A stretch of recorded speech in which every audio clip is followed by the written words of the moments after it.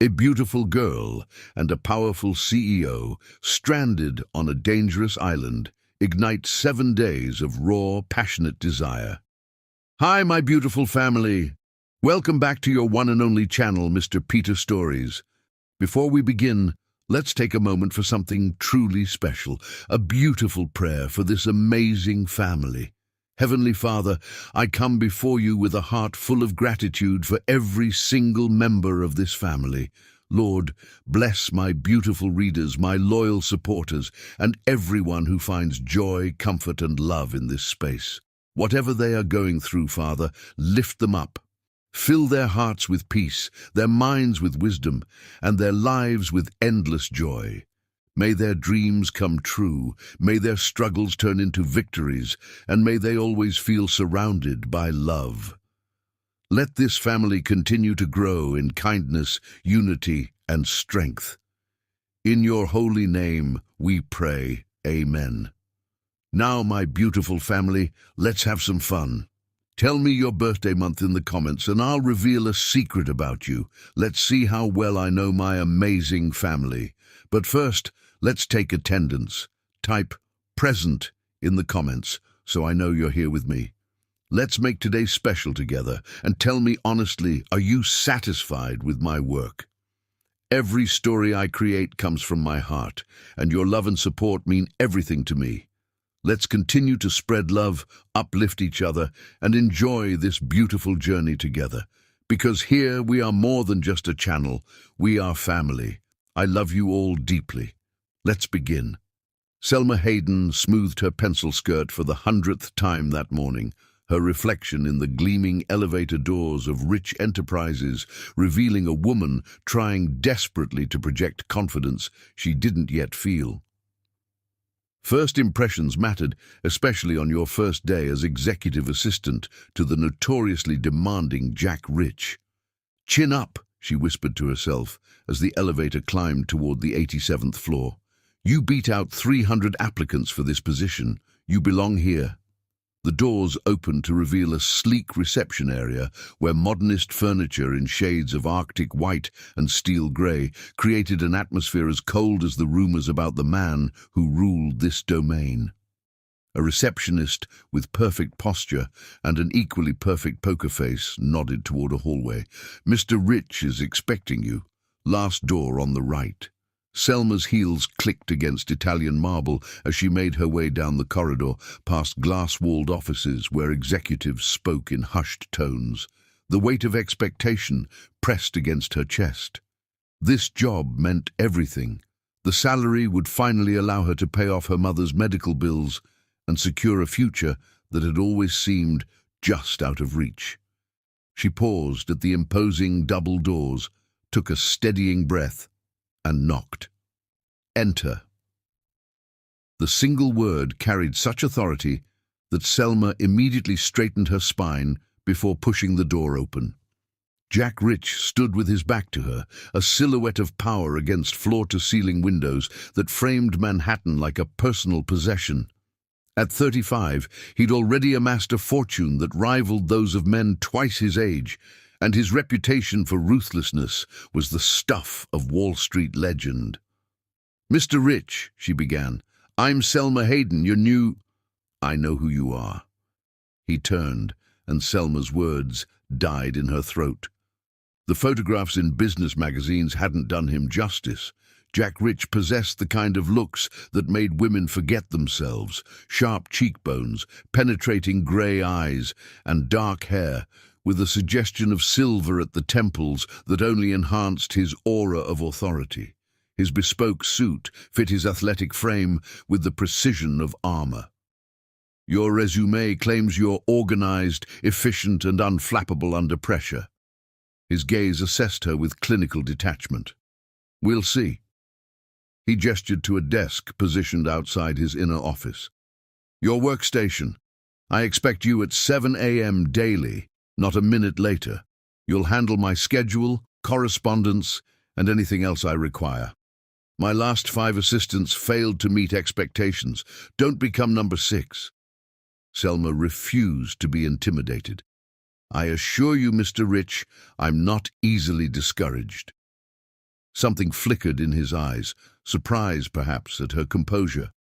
"We'll see," he repeated, then pointed to a crystal sculpture displayed prominently on a pedestal near her desk. "That's a Halcroft original, $20,000 and irreplaceable. Part of a limited series commissioned for top CEOs in the country." The sculpture caught the morning light, refracting it into dazzling patterns across the walls. Abstract and elegant, it resembled a twisted spire of ice, symbolizing the rarefied atmosphere of power few ever reached. "It's beautiful," Selma admitted. "It's a reminder," Jack corrected. "Excellence isn't optional here." He handed her a tablet. "Your orientation materials. Read them by lunch. My calendar requires immediate attention.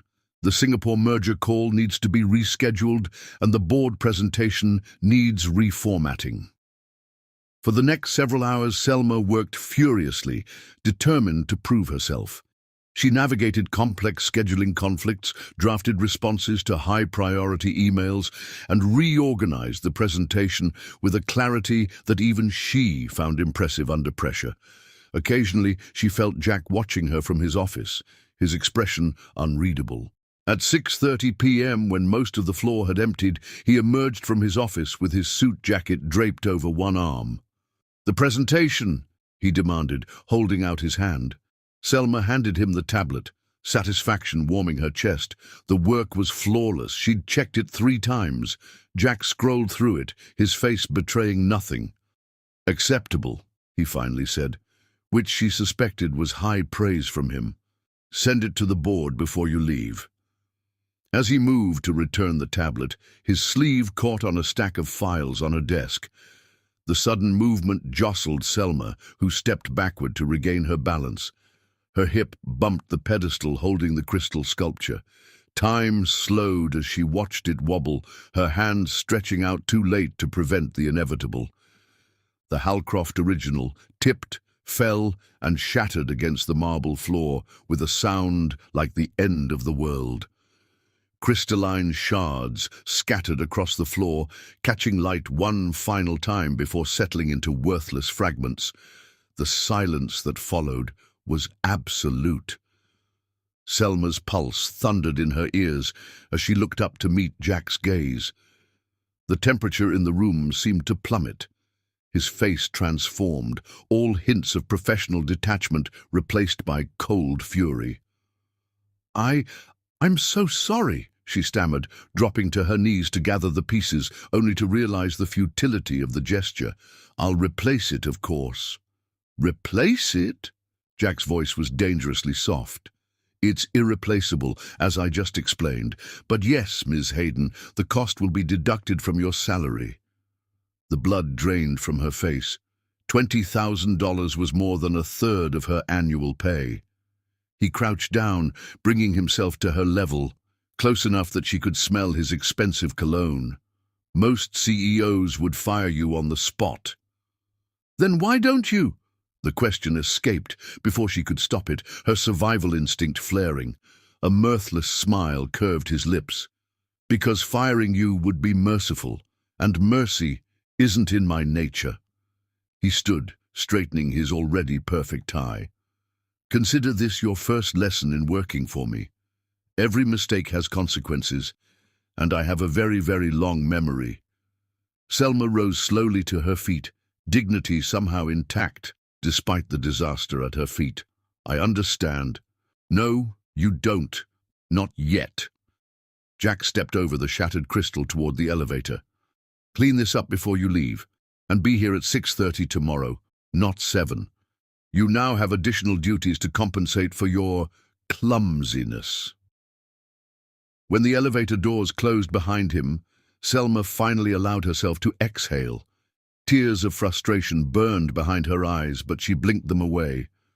She wouldn't give him the satisfaction, even in private. As she carefully picked up each jagged shard, the reality of her situation crystallized with equal sharpness.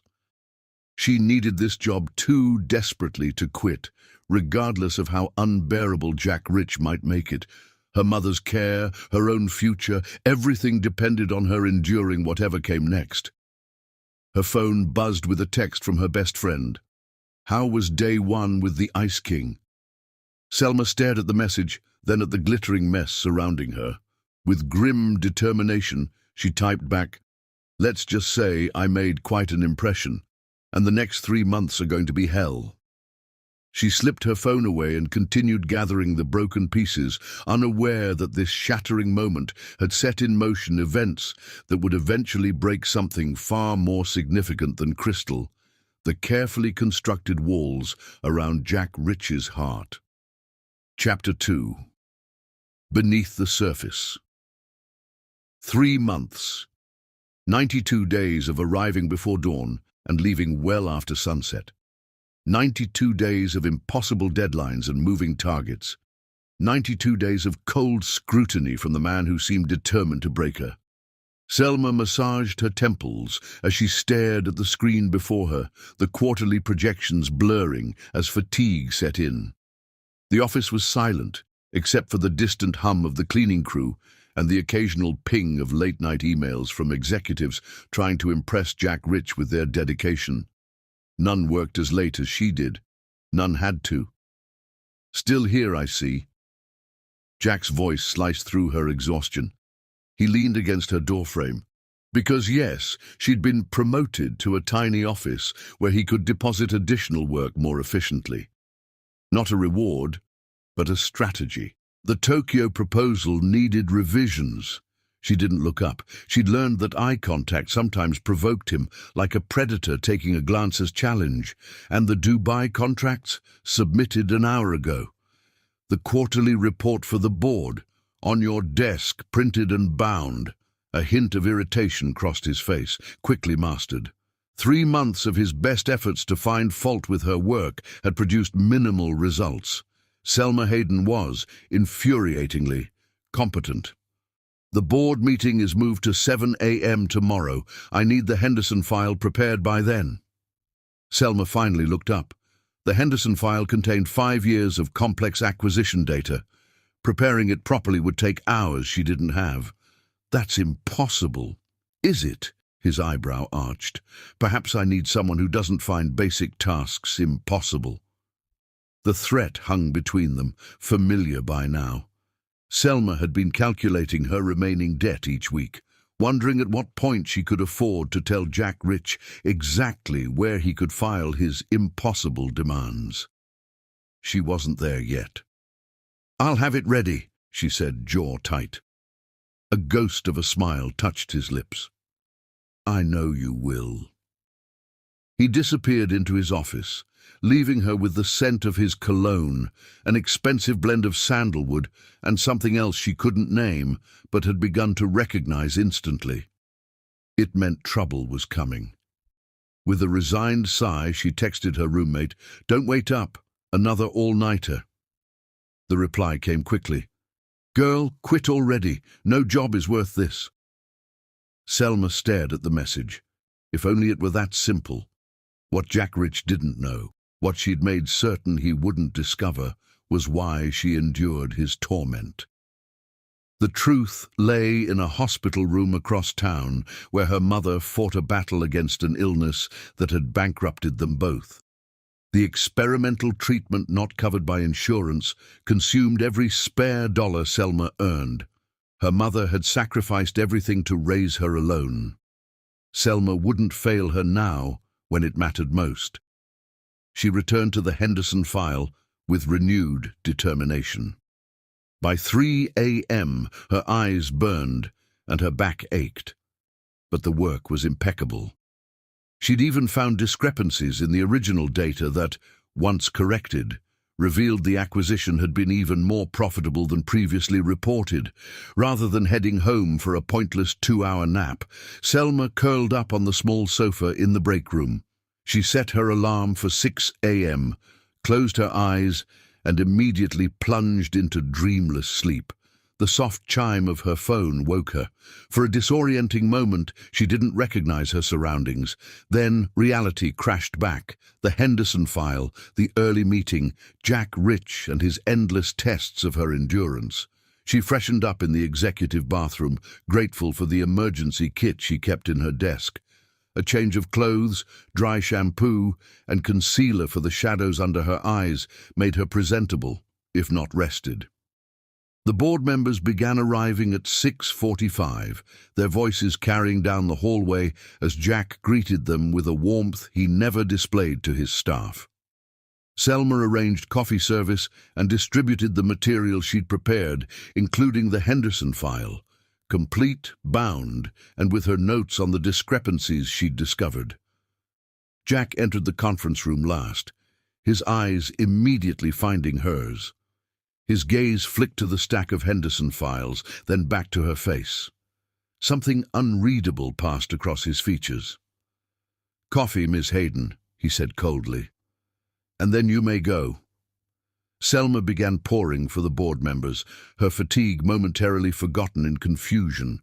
She was usually required to stay and take minutes. As she set a cup before the CFO, the older man glanced at the Henderson file. "Impressive analysis on page 16, he commented. "I've been saying for years those numbers didn't add up." She managed a polite smile. "Thank you, sir." Jack cleared his throat. "Ms. Hayden was just leaving." She finished serving and moved toward the door, feeling his eyes on her back like a physical touch. "Ms. Hayden," he called as she reached the threshold. She turned, bracing herself. "Take the day. Be back tomorrow at the regular time." It wasn't gratitude or recognition, just a practical concession that she'd be useless without rest. Still, it was the first hint of humanity he'd shown in 3 months. "Thank you, Mr. Rich." Outside, the morning sun felt alien on her skin after so many hours under fluorescent lights. Selma took a deep breath of city air and headed for the subway. She'd used the unexpected reprieve to visit her mother before collapsing into blessed sleep. At the hospital, she found her mother awake and alert. A good day.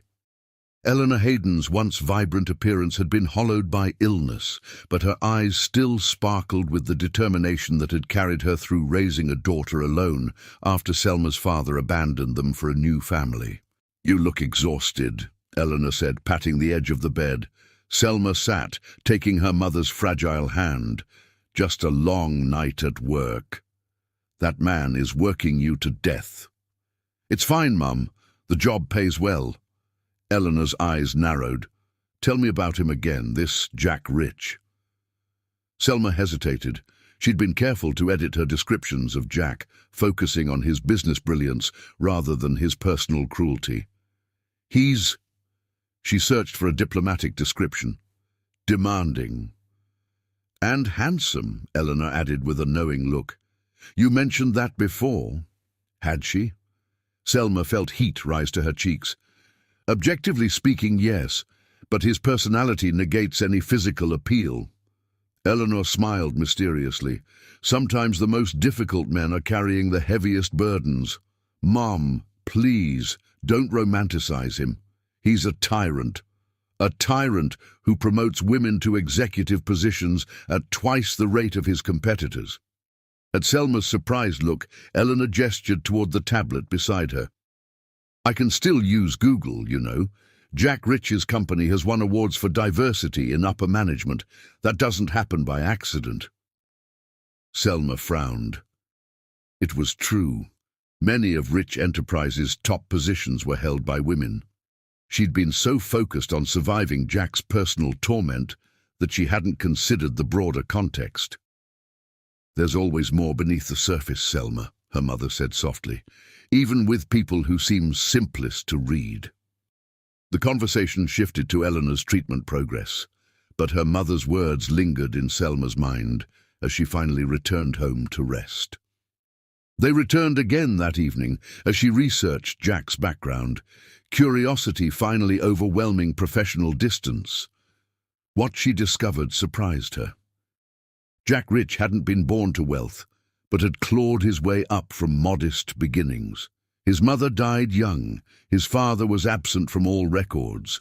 A scholarship to Princeton, followed by bold investment strategies that either brilliant or suicidal, usually both. Success hadn't come easily.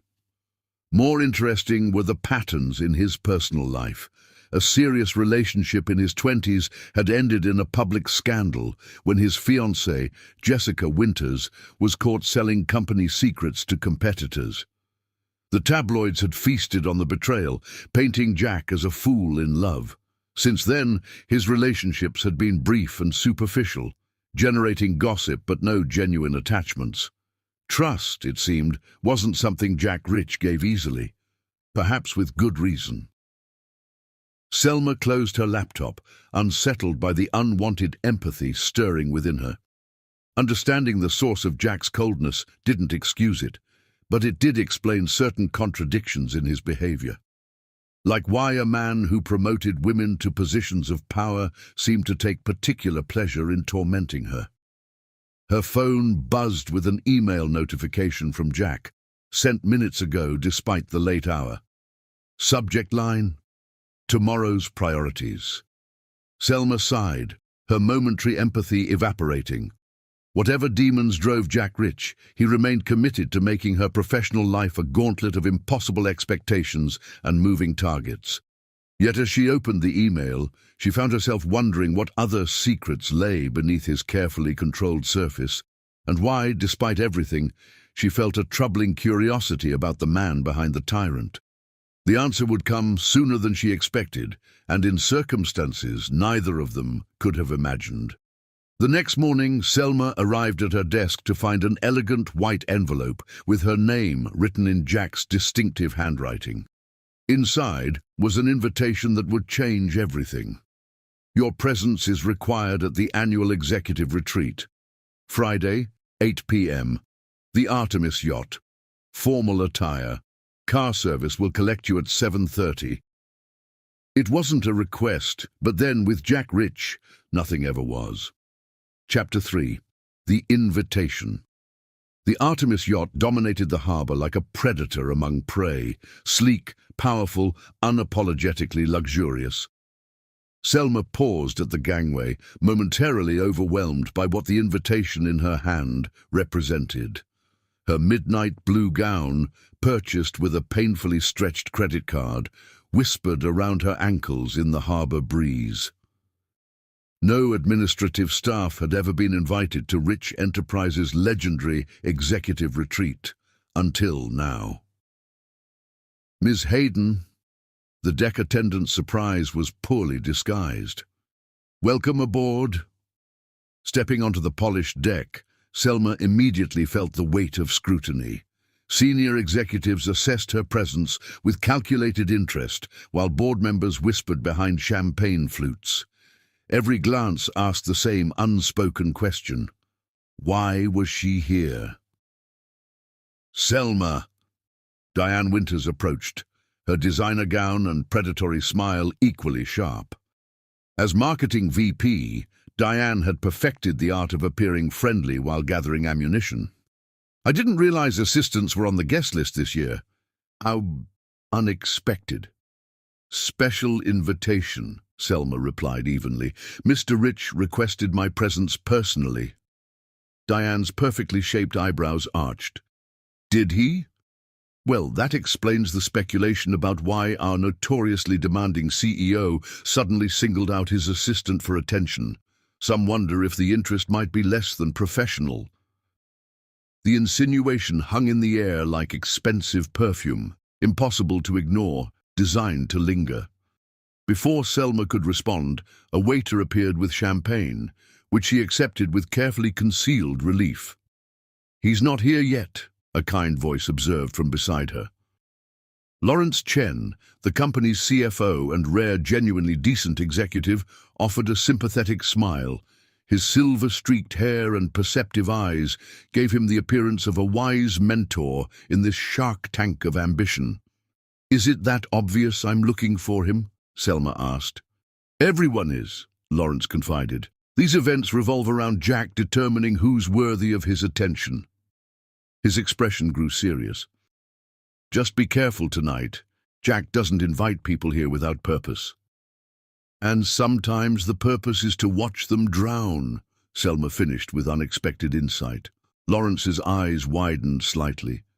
Metaphorically speaking. A sudden hush fell over the deck as Jack Rich appeared at the entry staircase. He moved through the gathering with practiced authority, his tailored tuxedo making every other man appear slightly underdressed, despite their equally expensive attire. His eyes found Selma immediately, something unreadable flickering in their grey depths before he addressed the crowd. "Ladies and gentlemen, welcome aboard the Artemis." His voice carried effortlessly across the deck. "Tonight, we celebrate exceptional achievement and strategic vision." After acknowledging several executives, including Lawrence and Diane, Jack's gaze settled on Selma. And Ms. Selma Hayden, whose analysis of the Henderson acquisition uncovered accounting irregularities that saved this company $15 million. The silence that followed was deafening. Executives exchanged confused glances, reassessing the administrative assistant they'd previously ignored. Diane's smile froze into a brittle mask. Surprised. Jack appeared beside Selma minutes later as the yacht began to depart. "Considering you've spent 3 months treating me like an incompetent burden, yes. You're many things, Ms. Hayden. Incompetent isn't one of them." "Then why the 3-month gauntlet of impossible demands?" "Pressure reveals character," he replied simply. "Diamonds don't form without it." "Is that from your upcoming memoir? Torment Your Way to Success?" The quip escaped before she could censor it. To her surprise, Jack laughed, a genuine sound that transformed his face completely, briefly revealing someone younger and less guarded beneath the CEO facade. "You've never been properly intimidated by me, have you?" he asked with unexpected curiosity. "I've been properly wary," Selma corrected, "but intimidated. Number. My mother taught me that powerful men are just men with power." "Your mother sounds formidable." "She is."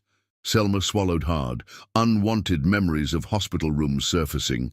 Jack studied her with uncomfortable perception. "You visit her often. Hospital parking validations in your expense reports." "You audited my expense reports for parking?"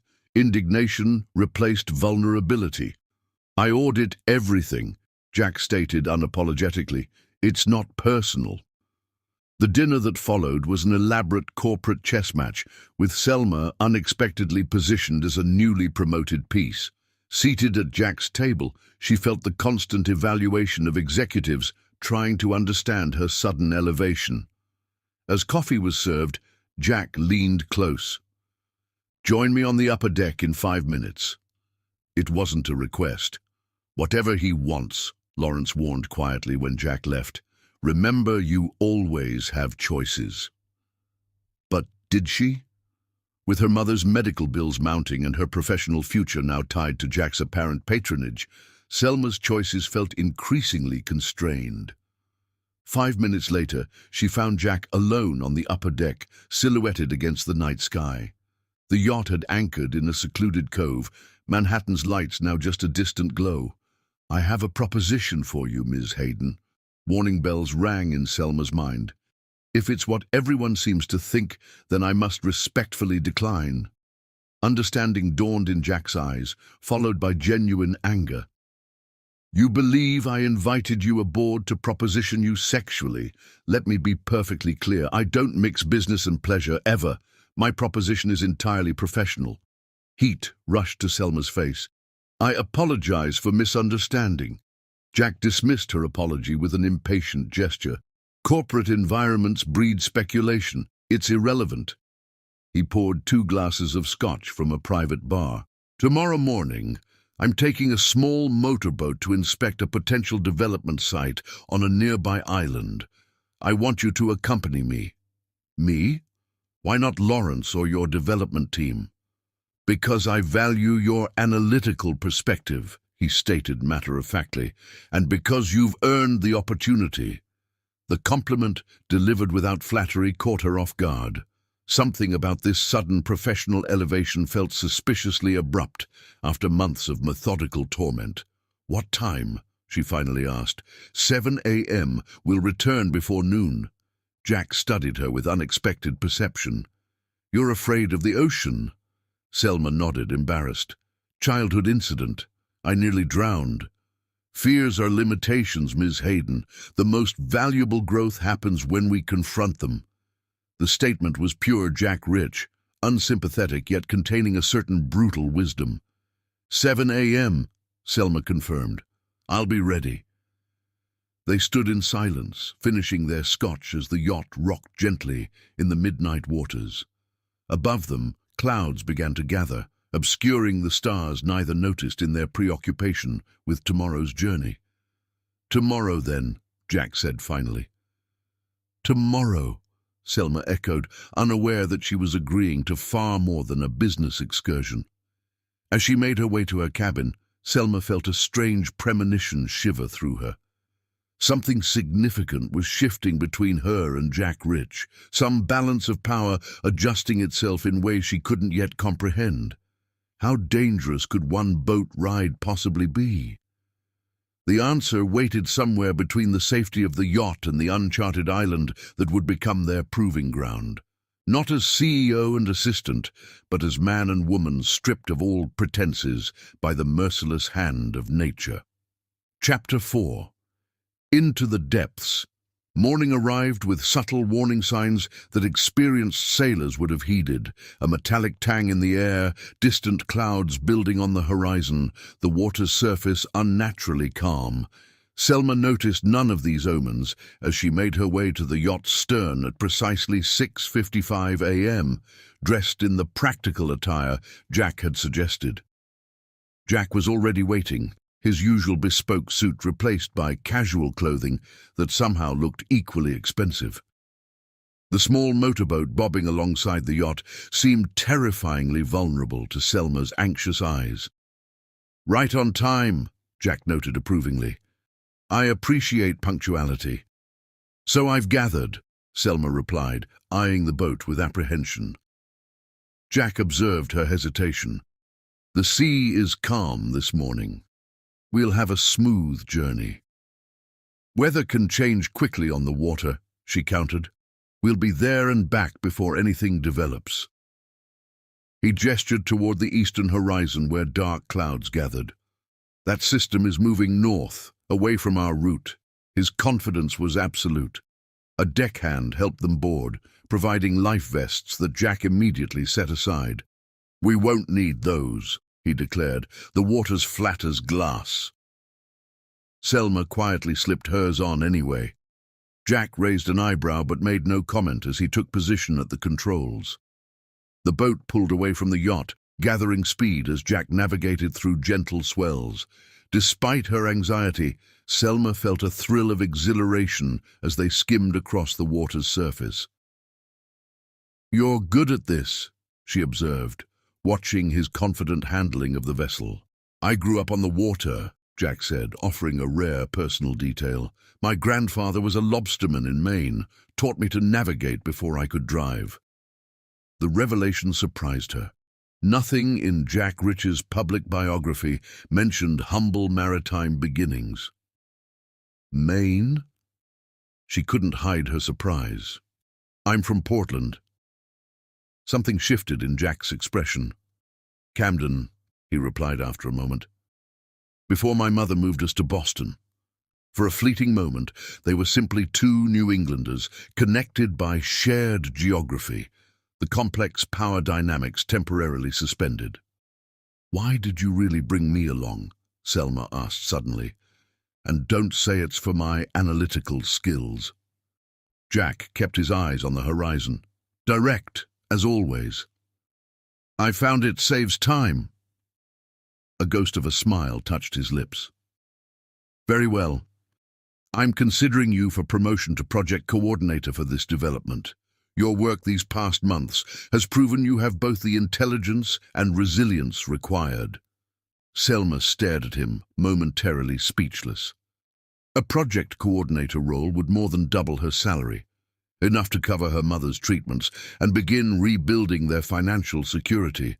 Before she could formulate a response, a sudden gust of wind rocked the boat, spraying them with cold water.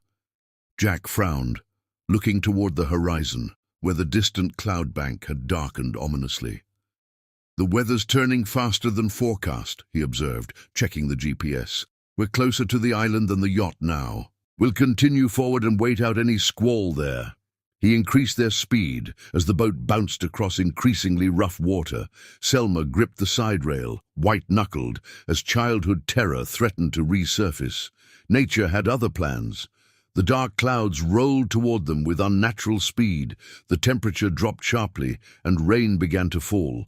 First as scattered droplets, then sheets of stinging pellets driven sideways by strengthening winds. "This isn't right," Jack muttered, his earlier confidence evaporating as he struggled with the controls. The forecast showed nothing like this. Lightning fractured the darkened sky, followed immediately by thunder that vibrated through the boat's hull. The flash illuminated Jack's face, revealing something Selma had never seen there before: uncertainty. "We need to turn back!" she shouted as a massive wave crashed over the bow. Jack nodded grimly, attempting to bring the boat around.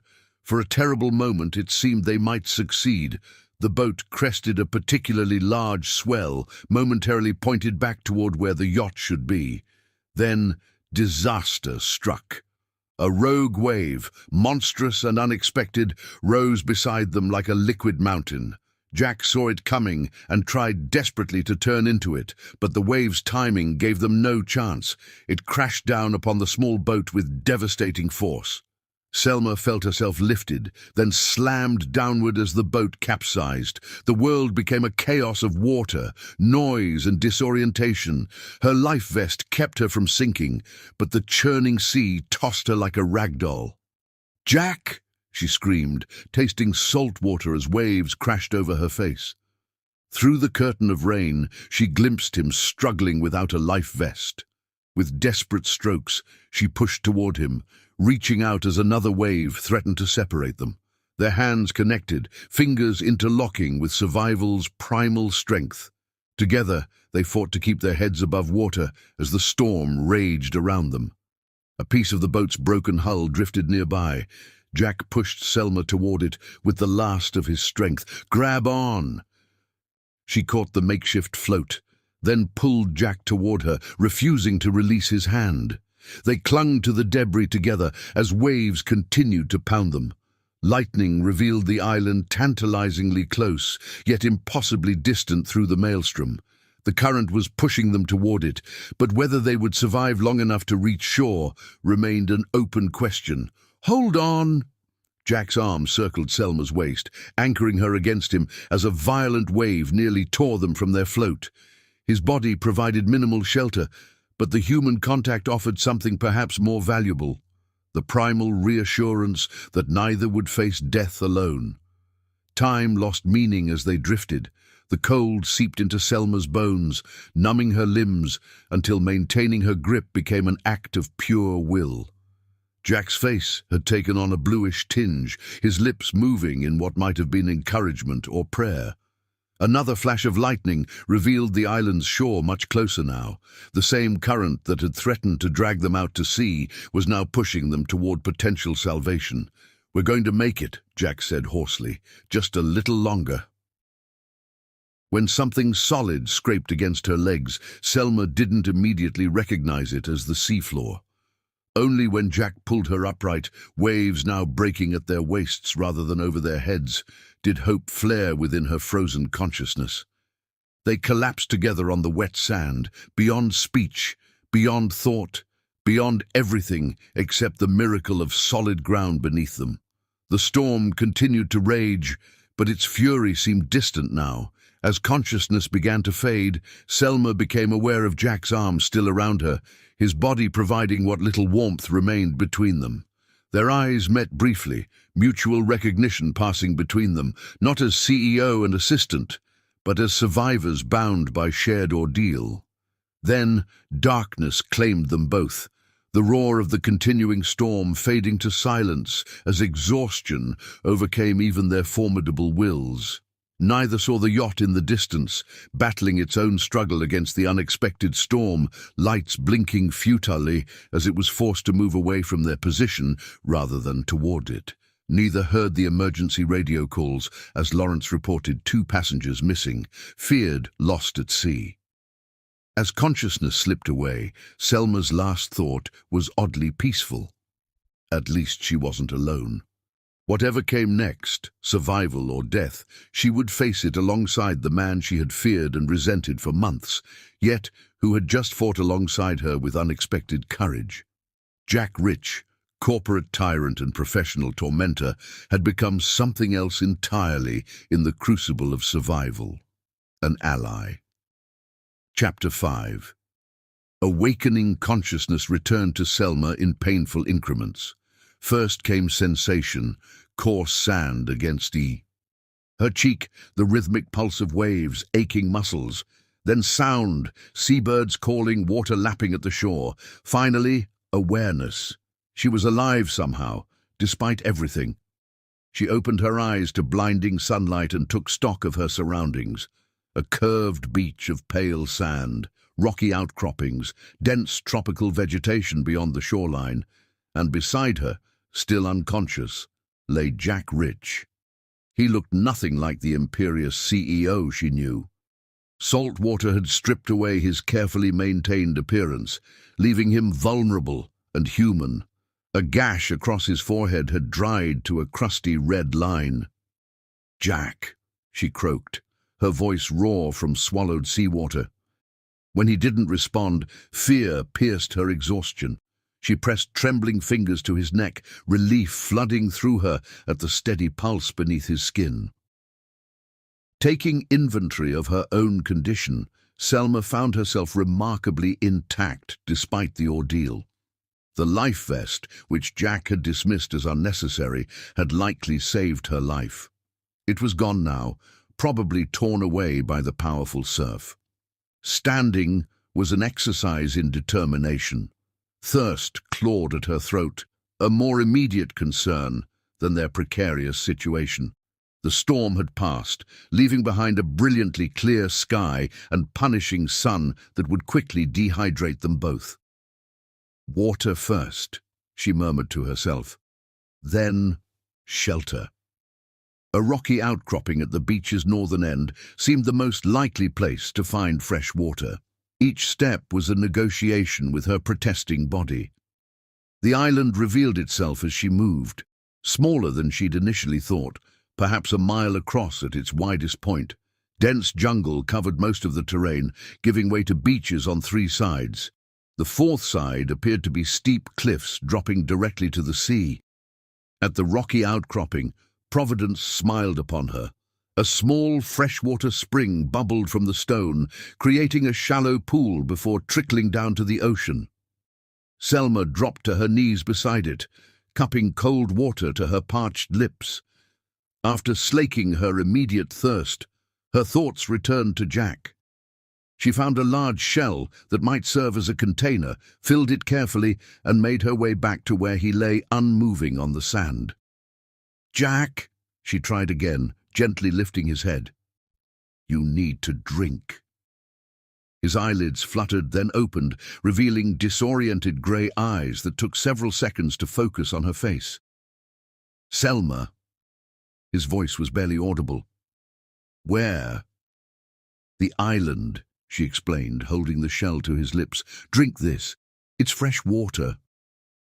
He obeyed with uncharacteristic docility, draining the makeshift cup.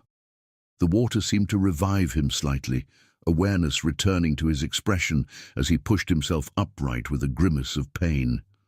"The storm," he said, memories visibly reassembling. "The boat capsized." "We washed ashore sometime during the night," Selma confirmed.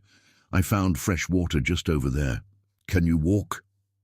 Jack attempted to stand, but faltered. Selma offered her hand without comment, and after a moment's hesitation he took it, allowing her to help him to his feet. They made their way slowly to the spring, where Jack drank deeply and washed the salt and blood from his face. As his strength returned, so did his analytical mind. "The yacht had our position when we left," he reasoned. "Once they realize we're missing, they'll begin search procedures." Selma wanted to share his confidence, but found herself troubled by reality. The storm pushed us miles from our starting point, and it's a small island on a big ocean. Modern search and rescue has sophisticated technology, Jack countered. Emergency locator beacons, aerial reconnaissance, which all depend on people knowing approximately where to look, Selma finished. Did anyone actually see which direction we drifted during the storm? The question hung between them, uncomfortable in its implications. Jack's expression hardened into the mask of control she recognized from the office. "We need to establish our situation," he declared, CEO mode fully engaged. "Assess resources, create a plan, basic survival protocol." "I'll check the beach for anything that might have washed up from the boat," she suggested. "You should rest that leg. You're favoring your right side." Jack looked surprised at her observation, then annoyed at his own transparency. "It's fine.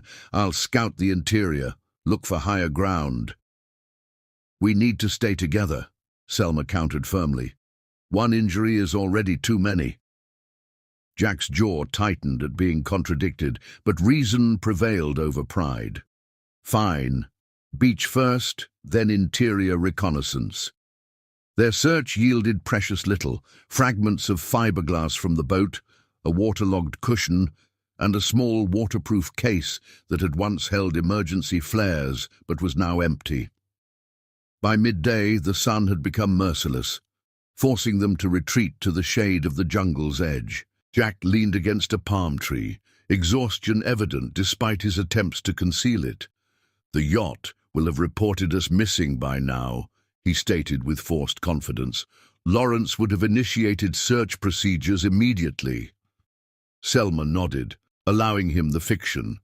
In truth, their prospects seemed increasingly dire. The island was far from shipping lanes, tiny enough to be missed on many charts, and the storm had likely carried them well off any predicted course. "We should prepare for at least a few days here," she said carefully.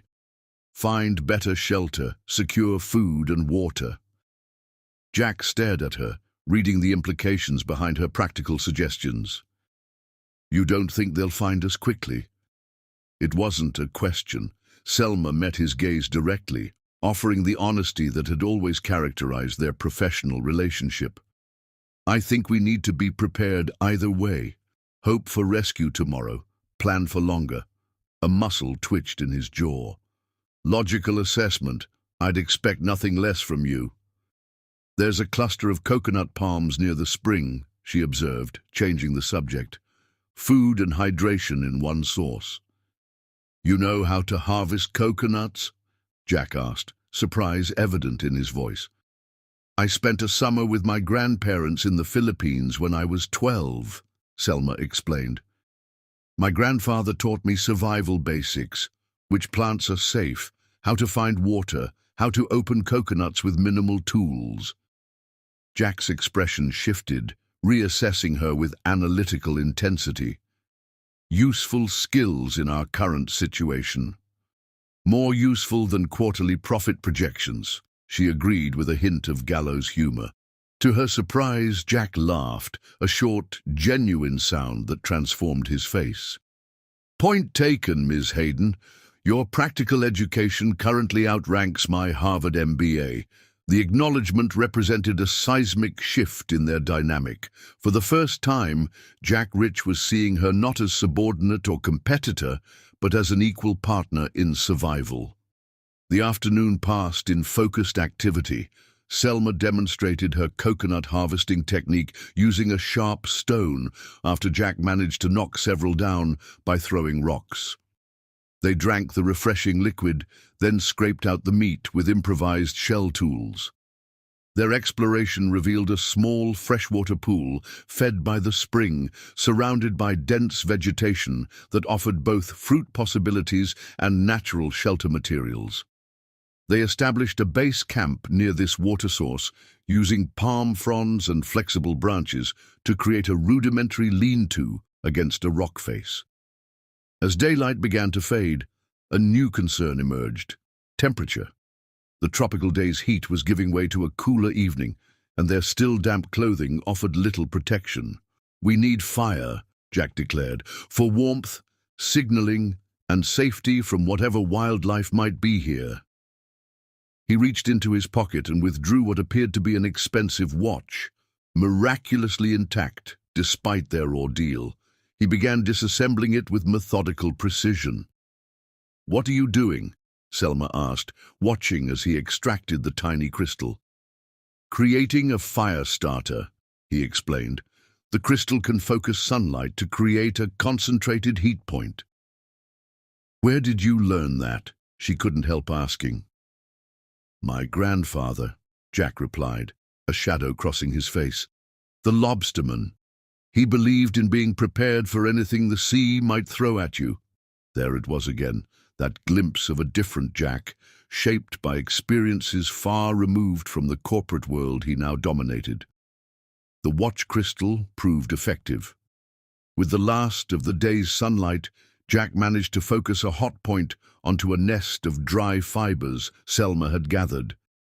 After tense minutes, they achieved a small flame that grew into a modest but life-affirming fire. As darkness enveloped the island, they sat in silence before this primitive comfort, the enormity of their situation settling around them. "We should take watch shifts," Jack suggested. 4 hours each. I'll take first watch." Selma studied him critically, noting the exhaustion etched in his face and his injured leg. "You need rest more than I do right now. I'll take first watch." She expected argument. Jack Rich didn't take orders, he gave them, but he nodded with surprising acquiescence. "Wake me in 4 hours. Don't be heroic and let me sleep longer." "Wouldn't dream of it," she assured him. Jack stretched out near the fire, using his rolled-up jacket as a makeshift pillow. Within minutes, his breathing had deepened into sleep. Selma watched him in the flickering light, this man who had been the architect of both her professional torment and her potential advancement. Stripped of his power trappings, he seemed both less and more than the Jack Rich she thought she knew. Looking down at him, Selma experienced a disconcerting realization. Here, reduced to their most basic humanity by circumstance, all the animosity she'd harbored toward him seemed suddenly trivial. Corporate politics and professional power plays held no meaning in this new reality where their survival depended on mutual cooperation. For better or worse, their fates were now inextricably linked. CEO and assistant had vanished with the storm, leaving behind just Jack and Selma, 2 people against the wilderness, with nothing but their wits, their will, and each other to rely on. As the fire crackled and night deepened around their fragile shelter, Selma faced the truth that would define their coming days. Whether rescue came tomorrow or never, something fundamental had already changed between them, a transformation as sudden and complete as the storm that had delivered them to this shore.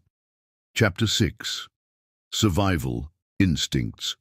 Their second day on the island dawned with cruel brightness, sunlight filtering through the palm fronds of their makeshift shelter to wake Selma from fitful sleep. She'd taken the second watch as agreed, but Jack had been restless throughout the night, his injured leg clearly causing him more discomfort than he admitted. Now he was gone. Panic flared briefly until she spotted him at the freshwater pool, stripped to the waist as he bathed his wound. In daylight, the injury looked worse, a deep bruise spreading from hip to knee, likely from impact with debris during the capsizing. His torso, surprisingly muscled for a man who spent his days behind a desk, bore its own constellation of bruises and scrapes. Selma approached, making enough noise to announce her presence. "How bad is it?" Jack glanced up, immediately straightening, as if caught in a moment of weakness. "Manageable." Manageable meaning painful but not debilitating, or manageable meaning you're too stubborn to acknowledge how serious it might be. His eyes narrowed at her tone, so different from the deferential one she'd used in the office. "I don't recall adding personal physician to your job description, Ms. Hayden. We're marooned on a deserted island. Selma retorted, kneeling beside him to examine the injury despite his scowl. I think we're beyond job descriptions. The bruising concerned her, deep, spreading and hot to the touch. Not just muscle damage, but possibly something more serious. Jack flinched when her fingers probed gently near his hip.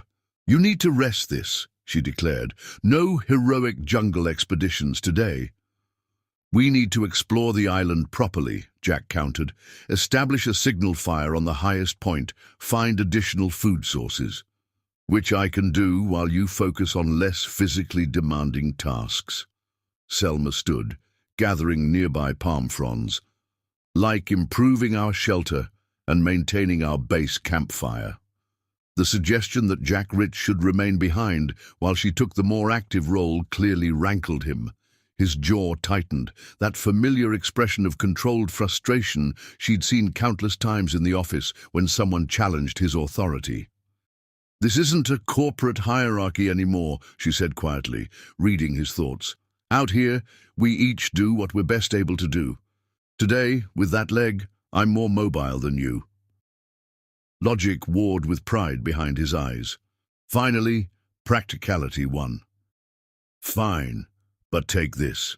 He handed her his disassembled watch. For fire starting if you find a better campsite. The concession, small as it was, represented a significant shift. Jack Rich was accustomed to command, not compromise. Selma spent the morning exploring the island's interior, climbing to its highest point, a rocky outcropping that offered a panoramic view of endless ocean in all directions. No ships, no aircraft, no sign of the civilization they'd left behind. She gathered driftwood and dry vegetation to create a signal fire, using Jack's watch crystal to ignite it, pleased when a column of white smoke began rising into the cloudless sky. By midday, she'd discovered several promising food sources, a grove of banana trees, shellfish in the tidal pools, and berries her grandfather had taught her were safe. She returned to find Jack had significantly improved their shelter, using his belt and shoelaces to lash together a more stable framework of branches that now supported a proper roof of palm fronds. Impressive, she acknowledged, depositing her gathered foods. Where did you learn construction techniques? YouTube tutorials, he admitted with unexpected candor. I renovated a cabin in Maine a few years ago. As a project. The confession surprised her. Jack Rich, billionaire CEO, spending time on manual labor when he could afford to hire the best craftsmen in the world. I find working with my hands clarifying, he added, correctly interpreting her expression. Business problems often solve themselves when I'm focused on something tangible. This glimpse of Jack's private self, a man who valued creation, not just acquisition, challenged Selma's established conception of him as solely a corporate predator. As afternoon waned into evening, they established a routine that capitalized on their respective strengths. Selma prepared food, demonstrating how to extract the edible portions of shellfish and which parts of the fruits were safest. Jack maintained their fire and continued improving their shelter, his methodical approach to problem-solving proving as effective in survival as in business. We should set up water collection systems, Selma suggested, as they shared a meal of roasted shellfish and fruit. In case the weather changes, Jack nodded, already planning. Large leaves can channel rainfall. We'll need containers, more shells perhaps, or we could hollow out coconut husks. We should also establish caches around the island, Selma added. Water, food, fire-starting materials, in case we're separated or unable to return to base camp. Jack studied her with newfound respect. You've thought this through considerably. Girl Scouts, survival camps, and a grandfather who believed city living made people soft, she explained with a small smile. He'd be pleased to know his obsession with preparedness might actually save my life someday. My grandfather was similar, Jack offered, the rare personal disclosure hanging between them like a tenuous bridge. He'd lost friends to the sea, believed respect for nature's power was the difference between life and death. Night approached quickly, as it does in the tropics, the temperature dropping with surprising speed as the sun dipped below the horizon. Their fire took on renewed importance, not just as a rescue signal, but as protection against the chilling dampness that crept in from the ocean. "We should consider sleeping arrangements," Jack said matter-of-factly. "Conservation of body heat will be important." Selma glanced at him sharply, searching for ulterior motives, but found only practical concern in his expression. This wasn't the powerful CEO looking for opportunity. This was a fellow survivor calculating their best odds. "The shelter's not large enough for separation anyway," she agreed pragmatically. As darkness enveloped the island, strange sounds emerged from the jungle, rustling movements, occasional calls that might have been birds or might have been something else entirely. Their fire kept whatever creatures lurked in the vegetation at bay, but the primal wariness remained, instincts older than civilization, awakening in response to their vulnerability. "I'll take first watch again," Selma offered, noticing the tight lines of pain around Jack's mouth, despite his attempts to hide his discomfort. "No." He shook his head firmly. "You need rest too. We'll share the night equally." The assertion of equality, so different from their professional dynamic, struck Selma forcefully. Here, her value wasn't determined by hierarchical position, but by partnership in survival. When they finally settled into their shelter for the night, necessity overcame awkwardness. The small space required proximity, and the cooling air made shared warmth not just logical, but essential. They arranged themselves back to back, the position offering both heat conservation and a modicum of privacy. "Your analysis today was excellent," Jack said quietly into the darkness, using the formal language of performance evaluations to express what might otherwise have been difficult gratitude. "The signal fire placement, the food identification, critical contributions." Selma smiled unseen. Even here, stripped of corporate trappings, Jack reverted to his natural mode of leadership, acknowledging performance, reinforcing value. Yet something had shifted. The acknowledgement came not from CEO to subordinate, but from one survivor to another. "Your shelter improvements were equally important," she replied. "We complement each other's skills." The simple observation contained profound implications for their changing relationship. In the corporate world, Jack had held all power, Selma none. Here, power redistributed itself according to capability rather than title. The hierarchy that had defined them was dissolving, replaced by something more fundamental: mutual recognition of value and interdependence. As night deepened and unfamiliar stars wheeled overhead, Selma felt Jack's breathing slow into sleep. Despite their predicament, a strange peace settled over her. They were lost, yes, in danger, certainly.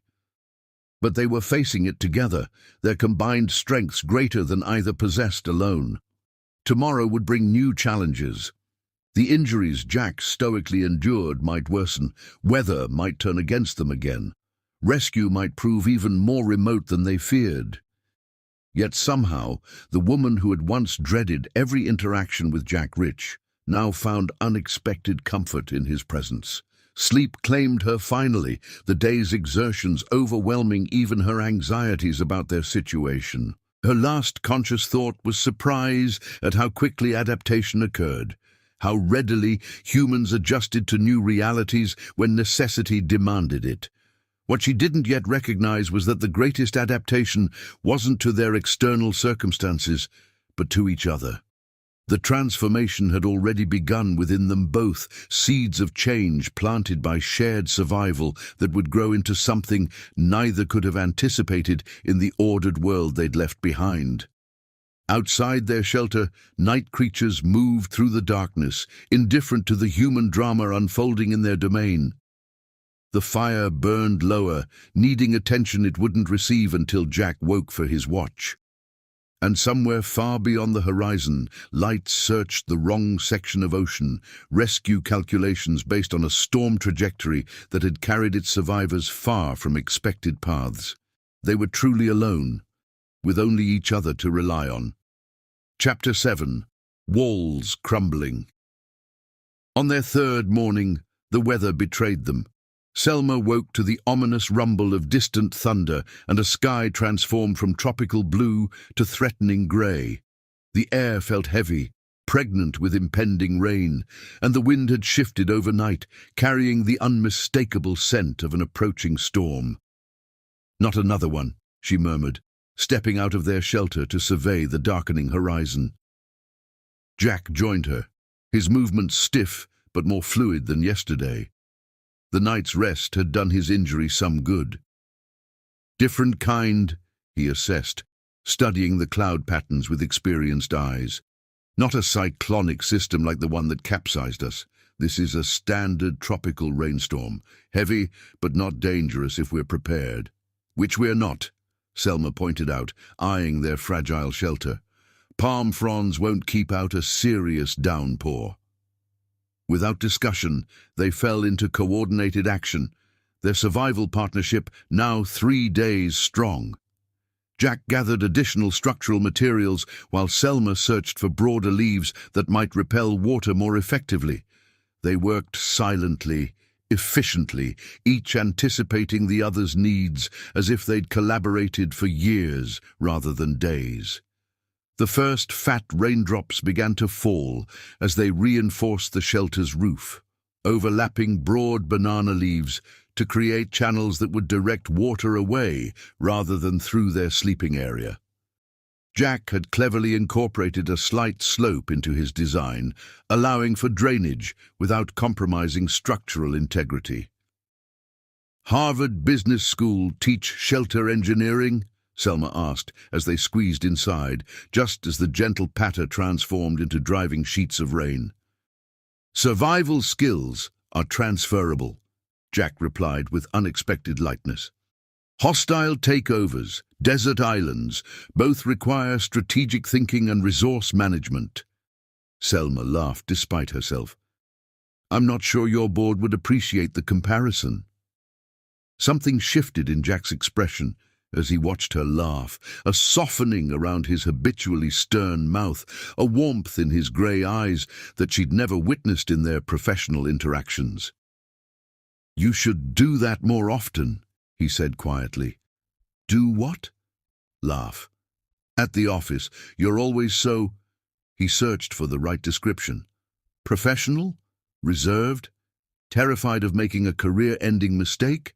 Selma supplied. Jack winced slightly. Was I that much of a tyrant? The question, asked with genuine self-reflection rather than defensiveness, caught Selma off guard. 3 days ago, she would have answered with an unequivocal yes. Now, seeing the man behind the CEO persona, her response felt more complicated. "You were demanding," she answered carefully, "exacting, sometimes harsh. But not without reason," he said, making it half statement, half question. "Your methods produced results," Selma acknowledged, "but they also produced fear." Rain hammered against their shelter, creating a strange sense of isolation and intimacy. The rest of the island, the ocean beyond, even the concept of rescue, all seemed distant compared to the immediate reality of this small, dry space and the conversation unfolding within it. "I learned leadership through trial by fire," Jack said after a long pause. "My first company I was too soft, trusted too easily." His expression darkened with remembered pain. "My partner and my fiancé conspired to cut me out, steal my patents. I nearly lost everything." "Jessica Winters," Selma said without thinking, then immediately regretted revealing her research into his past. Jack's eyebrows rose. "You've done your homework." "Know your enemy," she replied, attempting lightness but achieving something closer to honesty. "Is that how you saw me? As an enemy?" The rain intensified, drumming against their shelter like insistent fingers, demanding attention. A small leak developed in one corner, water dripping steadily onto the ground. Jack moved to adjust the overhead leaves, his proximity suddenly acute in the confined space. "Sometimes," Selma admitted, as he settled back beside her. "Other times as a challenge. Occasionally as someone I might actually impress if I worked hard enough." "You did," Jack said simply. "Impress me. It's why I invited you to the yacht. Why I was considering you for the development project." The past tense wasn't lost on Selma. That opportunity, like so much else, had washed away in the storm. If they survived this, when they survived this, she corrected herself firmly, they would return to a world irrevocably altered by their shared experience. "Tell me about your mother," Jack said unexpectedly, changing the subject. "The hospital visits. Is she ill?" The personal question, asked with genuine interest rather than professional calculation, breached Selma's carefully maintained boundaries. Perhaps it was their situation, or the intimacy forced by the storm, or simply the accumulated stress of their ordeal, but she found herself answering with unaccustomed openness. "Advanced lymphoma. The standard treatments failed. She's on an experimental protocol that's showing promise, but insurance won't cover it." Selma stared at the falling rain, avoiding his gaze. "That's why I couldn't quit, no matter how difficult you made things. The salary at Rich Enterprises is paying for her treatment," understanding dawned in Jack's expression. "And the crystal sculpture incident. $20,000 would have been financially devastating." "It would have meant choosing between rent and my mother's medication," Selma confirmed quietly. Jack was silent for a long moment, his expression unreadable except for a muscle working in his jaw. "I didn't know." "You weren't supposed to," Selma said. "I don't want advancement through sympathy." "No," Jack agreed, studying her with new eyes. "You want it through merit, and you've earned it." The simple validation, delivered without condescension or pity, meant more than Selma expected. Tears pricked unexpectedly behind her eyes, not from sadness but from release, as if some long-held tension had finally found resolution. The rain continued unabated, transforming the island beyond their shelter into a watercolor blur of greens and grays. Inside, another kind of transformation was occurring, as barriers carefully constructed in their professional lives began dissolving in the face of shared vulnerability. "My mother died when I was 11, Jack offered abruptly. "Cancer as well. My father couldn't handle it, started drinking, eventually abandoned me to my grandparents." The confession emerged without preamble, as if he'd made a decision to match her honesty with his own. "I'm sorry," Selma said, recognizing the inadequacy of the words, even as she spoke them. Jack nodded once, accepting her sympathy without dwelling on it. "My grandfather taught me resilience. My grandmother taught me ambition. But trust." He shook his head slightly. "That lesson never quite took." "Because of your father, or Jessica?" "Both, among others." Jack's gaze remained on the rain beyond their shelter. "Business success came easier than personal relationships. Numbers don't betray you. Contracts can be enforced. People are—" He trailed off, searching for the word. "Complicated," Selma supplied. "Unpredictable," he corrected. "Except you." The simple statement hung between them, laden with meaning Selma couldn't fully decipher. "Me?" "You've been consistently yourself, capable, determined, honest, even when it wasn't in your best interest to be." Jack turned to face her directly. "Do you know how rare that is, especially around someone with power or money?" The rain seemed to intensify further, creating a bubble of sound that isolated them from the world beyond their shelter. Inside this bubble, something was shifting between them, the carefully maintained professional distance eroding with each personal revelation. "I could say the same about you," Selma replied after a moment. "You've been consistently demanding, exacting, and occasionally impossible, but never dishonest." Jack's laugh was unexpected, warm and genuine, transforming his face from its habitual severity into something approaching boyish charm. Such a ringing endorsement. "Well, I did have to add that occasionally impossible part," Selma smiled, surprising herself with how natural the banter felt now. "Only occasionally?" Jack raised an eyebrow in mock affront. "I must be losing my touch." Their shared laughter broke something open between them, some final barrier maintaining separation where connection had become inevitable. When it faded, the quality of silence that followed was different, charged with awareness neither could ignore. Jack's gaze dropped briefly to her lips, then back to her eyes, a question in his expression that required no words. The rain drummed against their shelter, nature's percussion creating a soundtrack to this unplanned moment of connection. Selma couldn't have said who moved first. Perhaps they both did, drawn together by forces as elemental as the storm surrounding them. His hand found her cheek, warm against her rain-chilled skin. Her fingers curled into the fabric of his shirt, anchoring herself in this unexpected reality. Their first kiss contained the tentativeness of new territory, a gentle exploration rather than passionate claim. It lasted only seconds before they separated, both slightly dazed by the boundary they'd just crossed. "This is probably a terrible idea," Selma murmured, yet made no move to increase the distance between them. "Undoubtedly," Jack agreed, his thumb tracing the line of her cheekbone with surprising tenderness. "I've never been your boss more than I am right now." "And I've never been more aware of it," she replied honestly. Yet the professional concerns that would have been paramount in their previous lives seemed strangely distant here, overshadowed by more immediate truths. That life was fragile, that connection was rare, that they had seen each other more clearly in 3 days of survival than in 3 months of office interaction. The second kiss held none of the first's hesitation. Jack's arms encircled her completely, pulling her against his chest with an urgency that matched her own. Selma's hands found their way into his hair, salt-stiffened but still thick between her fingers. The kiss deepened.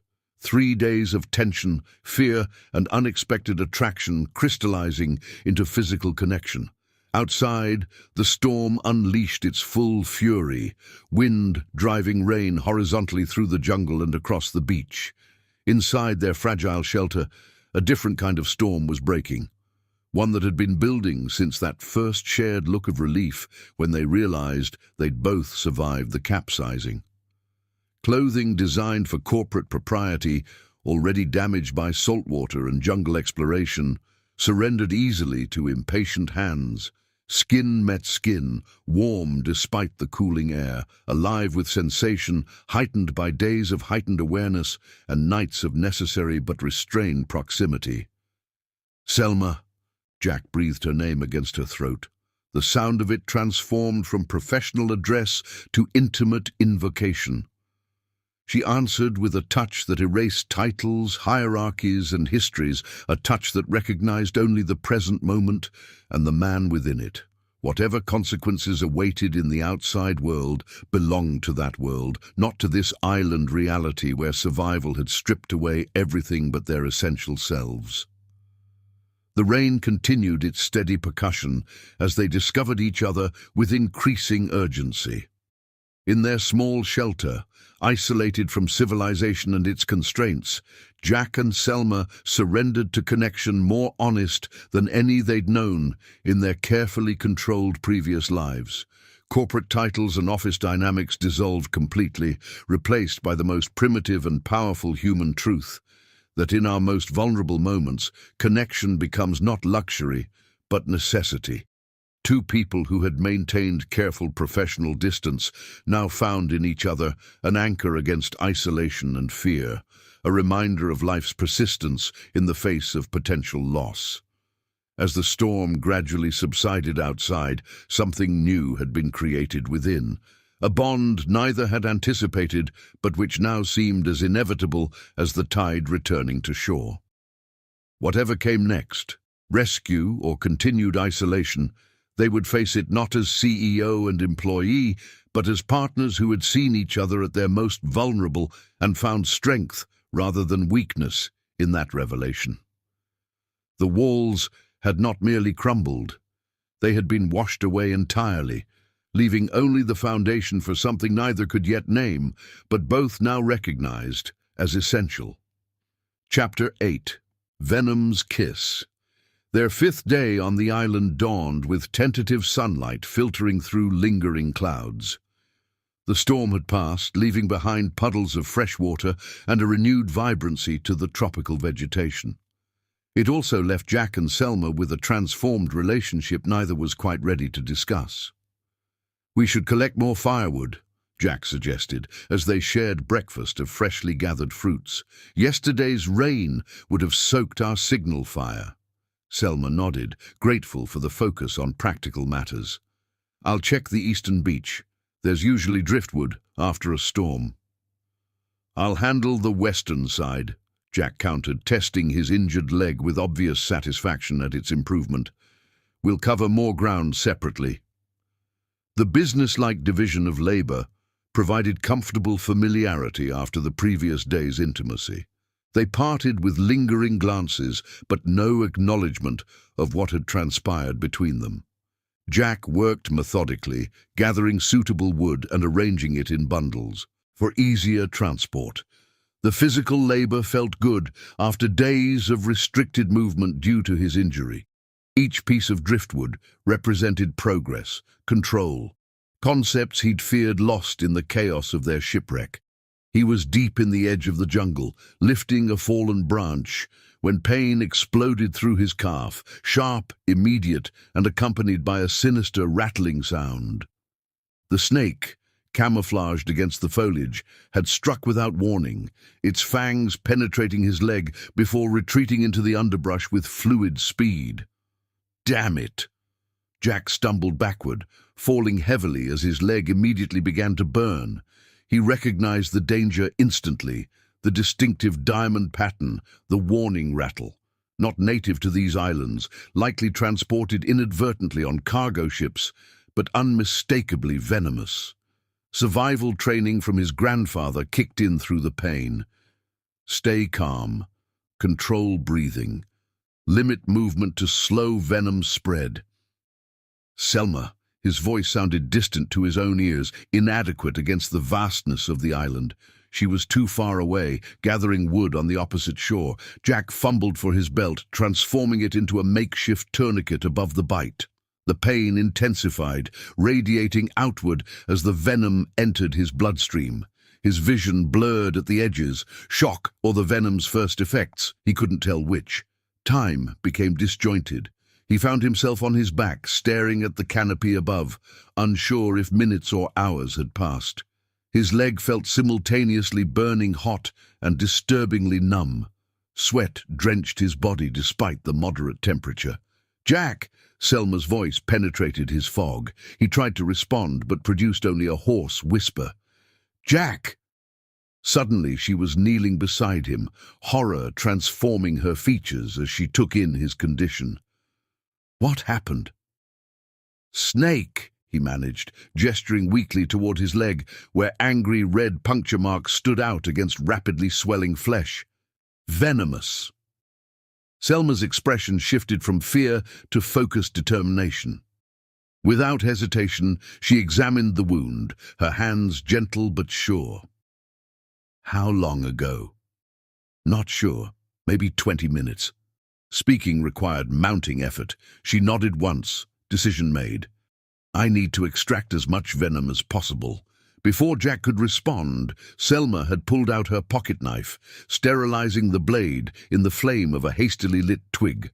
Her movements were swift, precise, nothing like the panic he would have expected.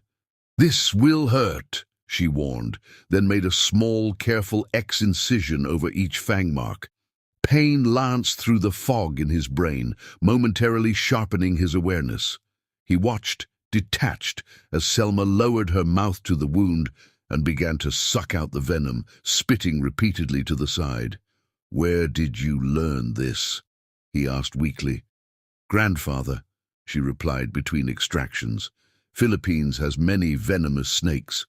Basic survival knowledge."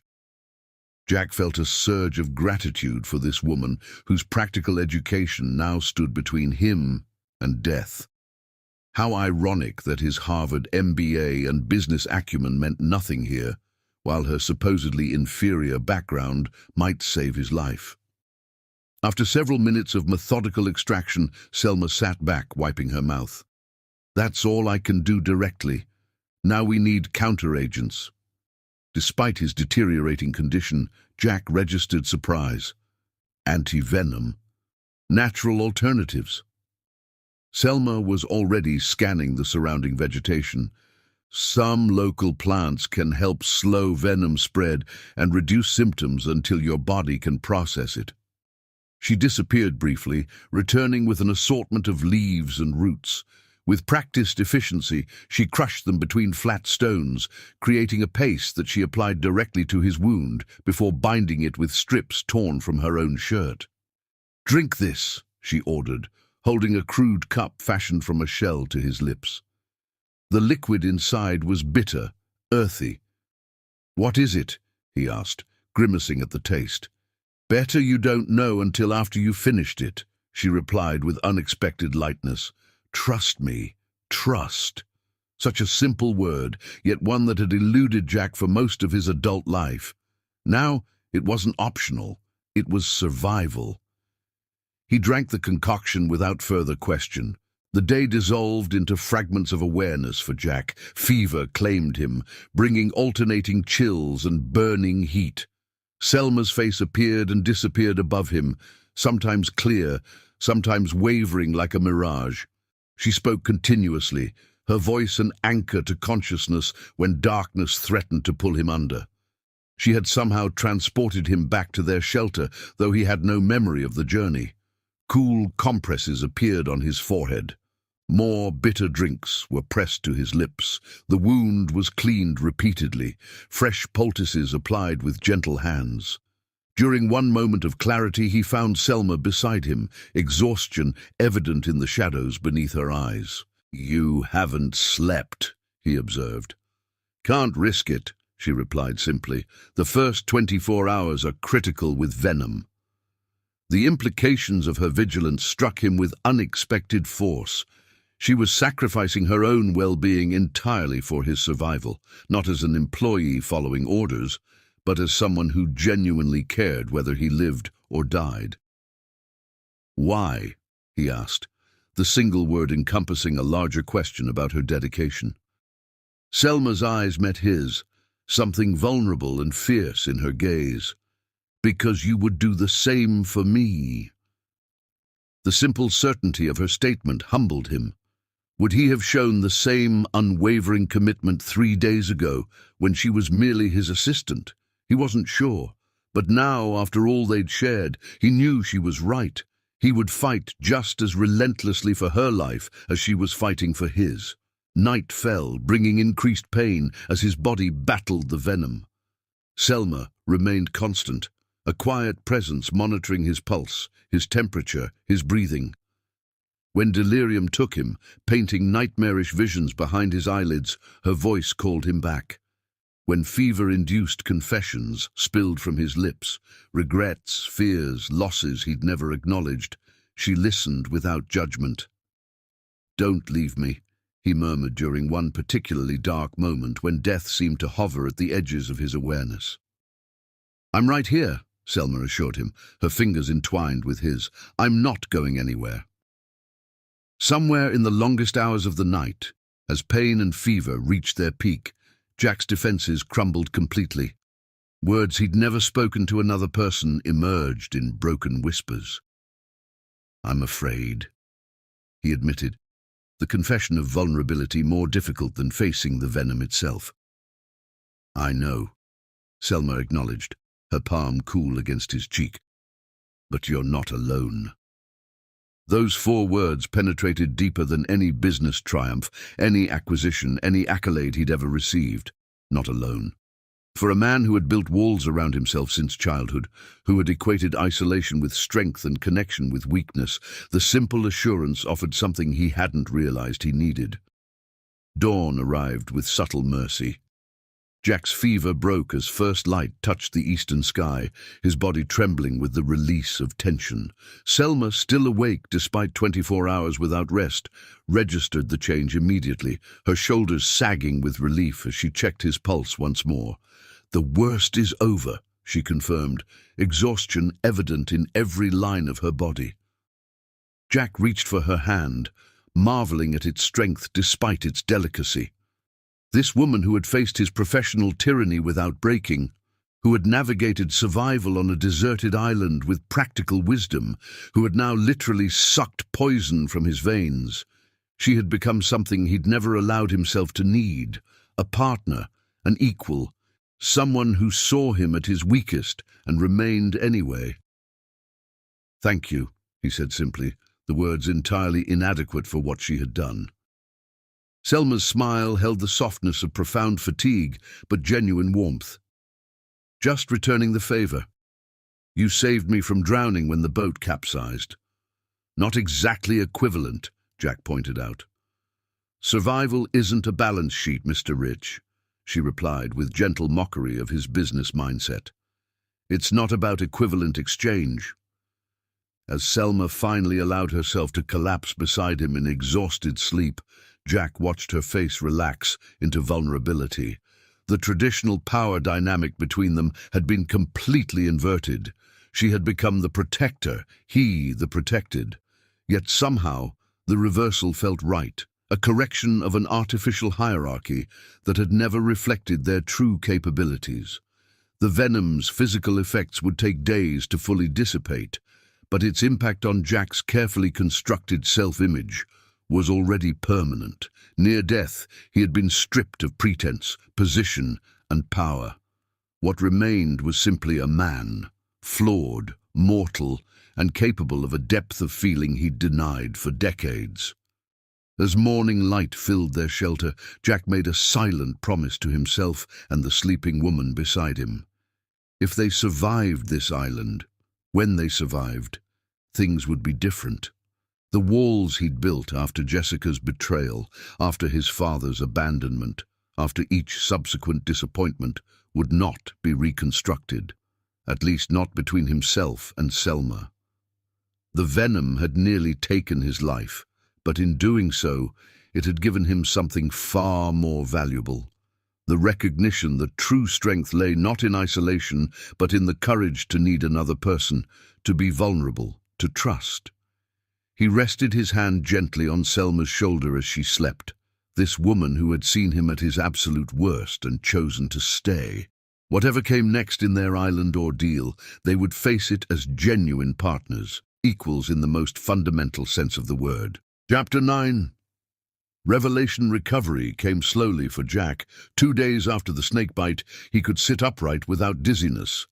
By the 3rd day, he managed to stand briefly, leaning heavily on a makeshift cane Selma had fashioned from a sturdy branch. The venom had taken a toll, leaving him weakened in body, but strangely clearer in mind.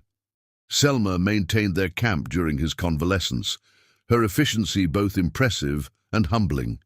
She gathered food, maintained their signal fire, collected rainwater, and still found time to change his bandages with gentle hands that belied her exhaustion.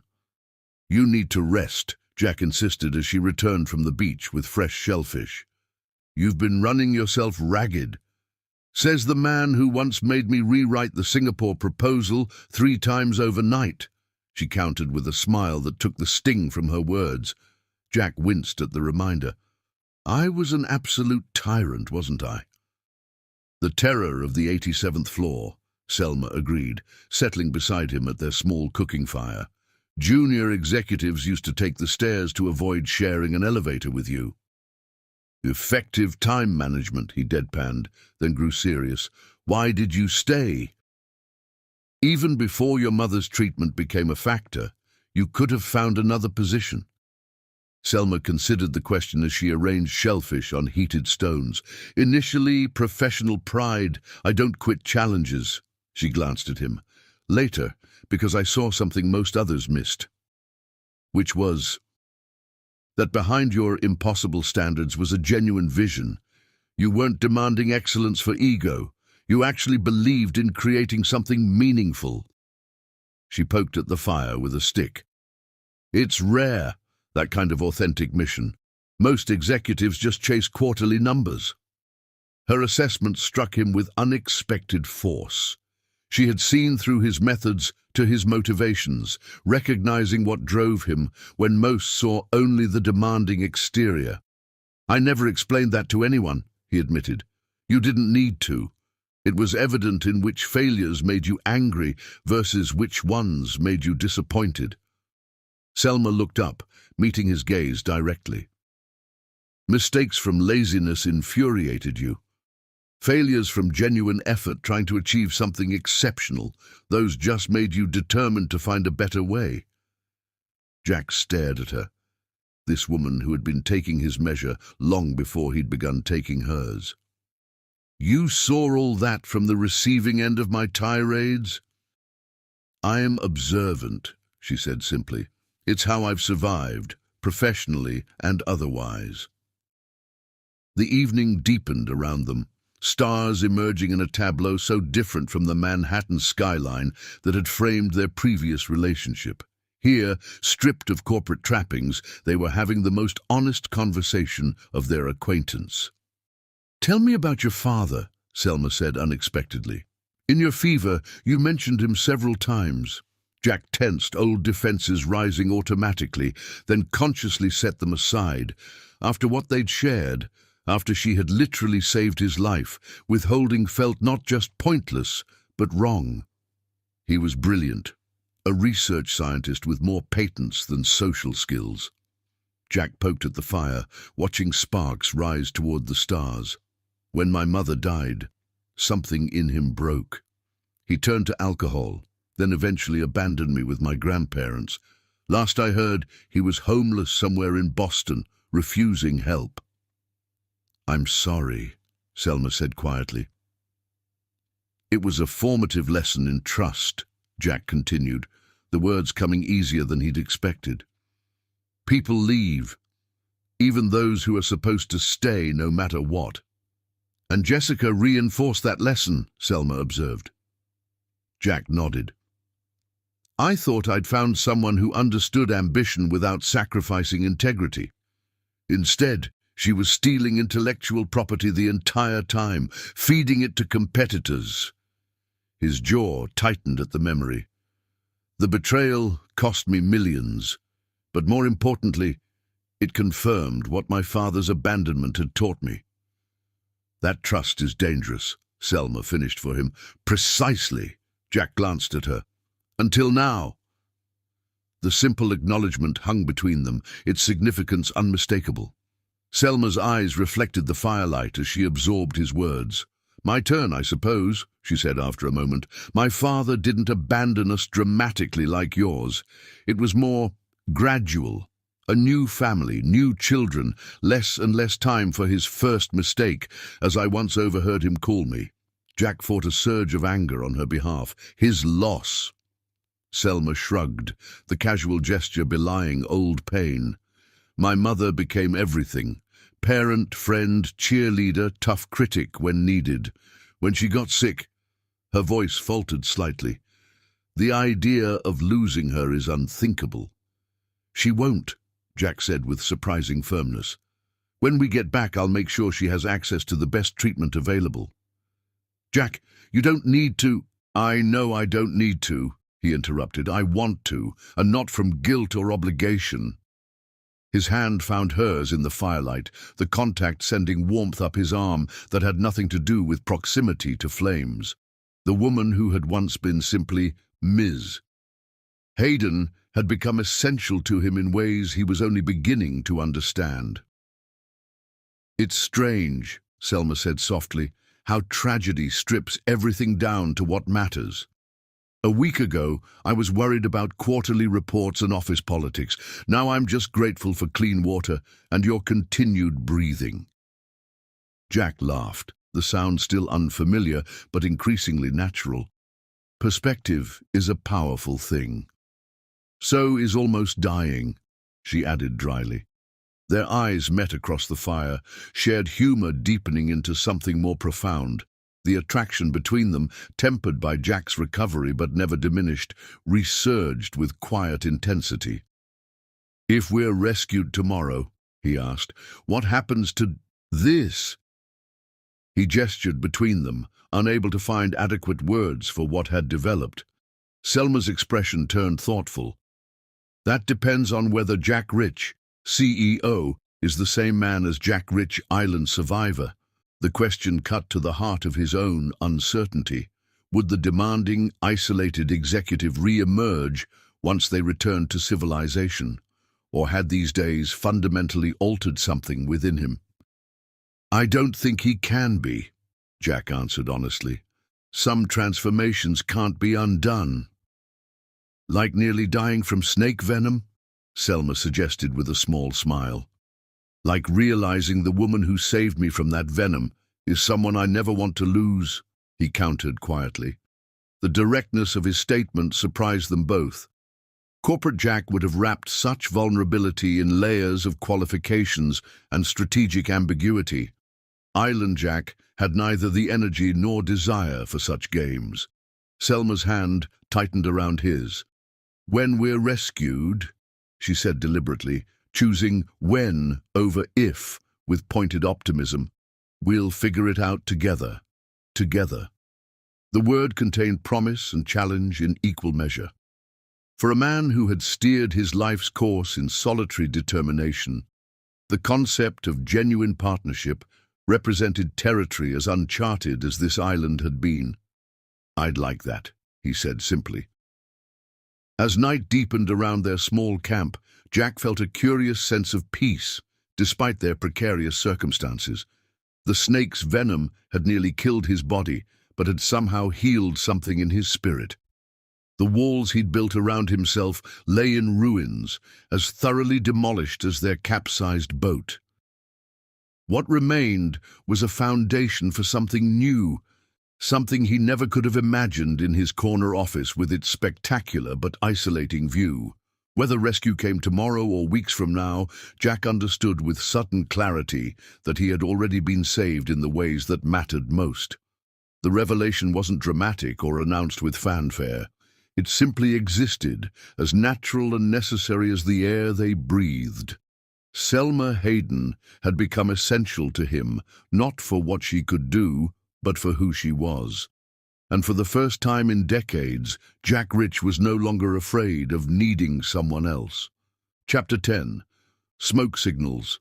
7 days after the capsizing, Jack's strength had largely returned. The snake venom had worked its way through his system, leaving him with a vivid scar but no lasting damage. What had changed permanently, however, was his perspective and his relationship with Selma. "We need a more aggressive rescue strategy," he announced as they shared breakfast of fresh fruit and roasted shellfish. "The signal fire isn't enough." Selma nodded agreement. "I've been thinking the same thing. We're too far from regular shipping lanes, and the island is small enough to be missed by passing aircraft. Then we make ourselves impossible to miss." Jack's eyes held the familiar strategic focus that had built his business empire, now directed toward their survival. A massive smoke signal, something that would be visible for miles. Over the next hours, they developed a plan with the same collaborative efficiency that had characterized their survival partnership. Jack, the strategic thinker, outlined the concept. Selma, the practical problem solver, refined the execution.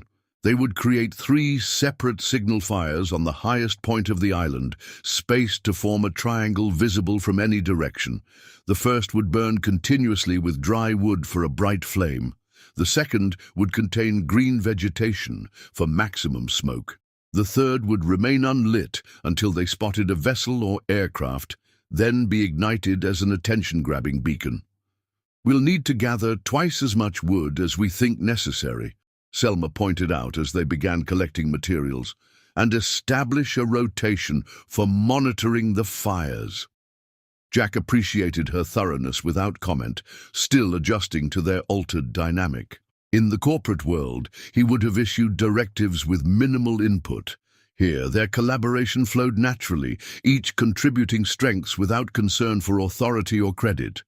By midday, they had transported enough materials to the island's highest point to begin constructing their signal system. Jack built efficient fire platforms using rocks to elevate the wood for better airflow. Selma organized their fuel supplies by type: quick-burning kindling, long-lasting logs, smoke-producing green vegetation. "A week ago, I was negotiating a billion-dollar acquisition," Jack observed as they worked side by side. "Now I'm focusing entirely on making a superior campfire." "Survival has a way of clarifying priorities," Selma replied, wiping sweat from her brow. "Though I imagine your board members would be impressed by your fire-making skills."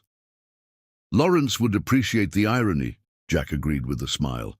"He once told me I needed to reconnect with fundamental human activities instead of living through spreadsheets and quarterly reports." "Wise man," Selma said, "though I doubt this is what he had in mind."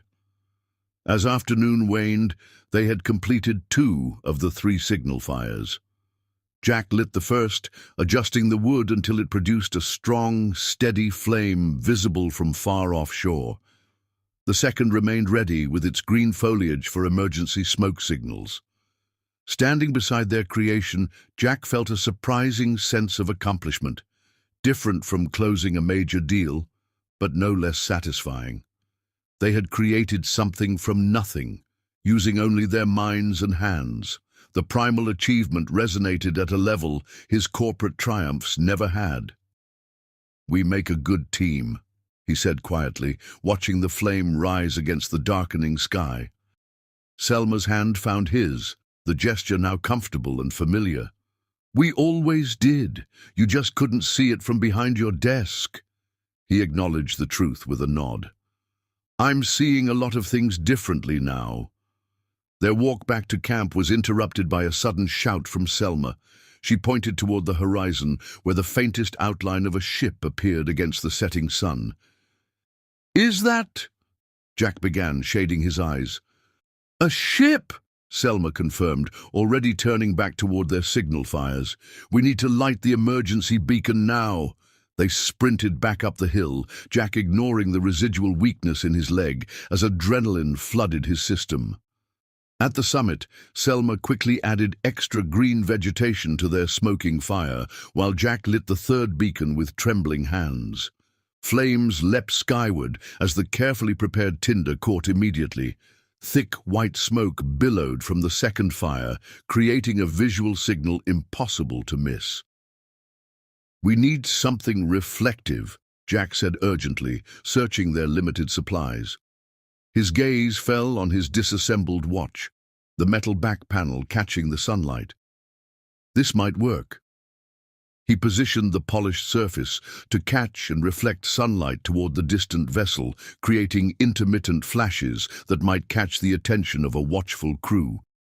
Minutes stretched into an agonizing half-hour as they maintained their signals, adding fuel to the fires and continuing the reflection pattern. The ship maintained its course, neither approaching nor diverting. "They don't see us," Selma said, disappointment evident in her voice. Jack refused to accept defeat. With sudden inspiration, he grabbed a burning branch from their fire and began moving it in the international distress pattern. 3 short, 3 long, 3 short. SOS in burning flame against the darkening sky. "Keep the fires going," he instructed, continuing his pattern with increasingly desperate energy. Just as their hope began to fade, a miraculous change occurred. The distant ship altered course, turning decidedly toward their island. "They've seen us," Selma exclaimed, grabbing Jack's arm. "They're coming this way." The realization hit them both simultaneously. After 7 days of isolation, of life stripped to its essentials, of a relationship transformed by survival's crucible, rescue was actually coming. "We're going home," Jack said, the words carrying complex emotions neither had anticipated. Their eyes met in shared understanding.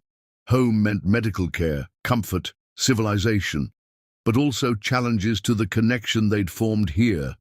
The world they were returning to operated by different rules than their island sanctuary. As the ship drew closer, another surprise appeared on the horizon, the distinctive shape of a military helicopter approaching rapidly from the opposite direction. Coast Guard, Jack identified, his experienced sailor's eye recognizing the aircraft type.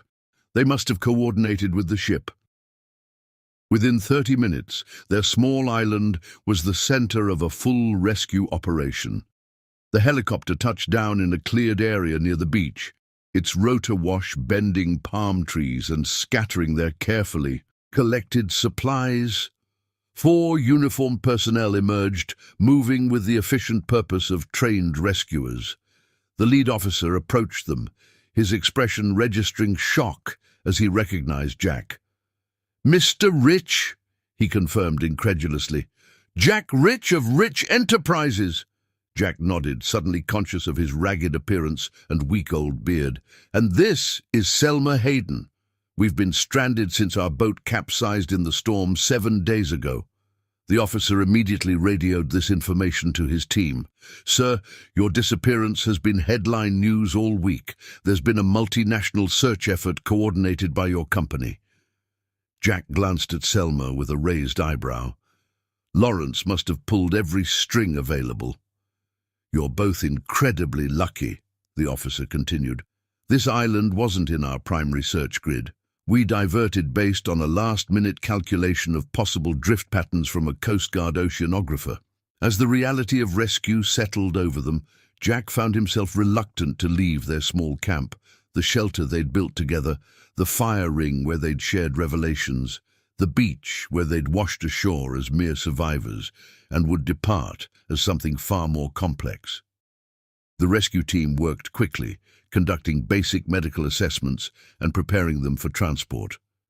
The officer explained they would be airlifted to the nearest medical facility, then transferred back to New York once cleared by doctors. "Ready to return to civilization?" one rescuer asked cheerfully, mistaking their quiet demeanor for shock. Selma's eyes met Jack's over the emergency blanket being wrapped around her shoulders. The question echoed between them, laden with implications neither could address in this moment of practical urgency. As they were guided toward the helicopter, Jack reached for Selma's hand, a gesture witnessed by the rescue team and, more significantly, by a press photographer who had somehow accompanied the mission. "The billionaire and his assistant holding hands," the photojournalist murmured, snapping several rapid images that would soon circulate globally. Neither Jack nor Selma released their grip despite the attention. Some connections, once forged in survival's fire, could not be easily hidden or denied, not even for the sake of corporate propriety or public opinion. The helicopter lifted off, carrying them away from the island that had transformed their relationship from professional hierarchy to something far more profound.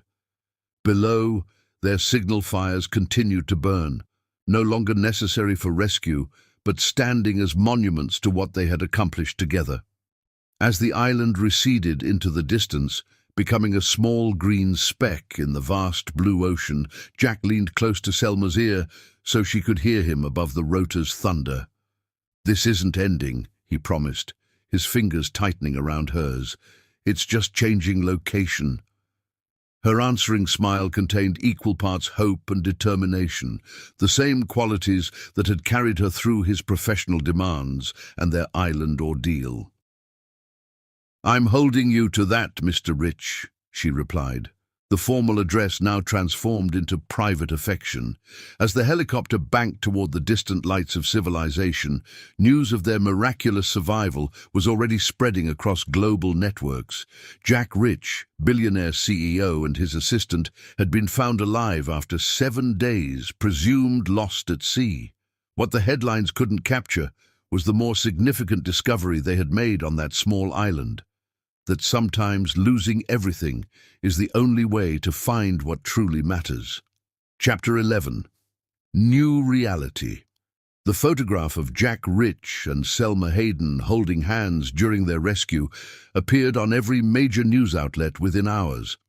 By the time they reached the mainland hospital, speculation about their relationship had overshadowed the miracle of their survival. Billionaire CEO and his assistant found alive after 7 days. Sources close to Rich Enterprises expressed surprise at apparent intimacy. Romantic connection or trauma bonding? Selma caught fragments of news reports from the hospital staff's whispered conversations. She lay in a private room, separated from Jack for the first time since the storm. Medical protocols and administrative procedures had reasserted civilization's boundaries around them, suddenly making their island intimacy seem dreamlike and distant. Her body showed the evidence of their ordeal: weight loss, cuts, bruises, and exhaustion. But the doctors had pronounced her remarkably healthy, considering the circumstances. Jack, in a VIP suite elsewhere in the hospital, was reportedly receiving similar good news about his recovery from the snake venom. A soft knock interrupted her thoughts. Lawrence Chen entered, his familiar face showing relief, tinged with curiosity. "Selma," he said warmly, clasping her hand, "thank God you're all right." "Lawrence, you led the search?" He nodded. "Jack has good people who care about him, despite his best efforts to keep everyone at arm's length." A hint of amusement crossed his face. "Though it seems he may have changed his approach to professional distance." Selma felt heat rise to her cheeks. "It's complicated." "I imagine so." Lawrence's expression turned serious. "The board is in crisis management mode.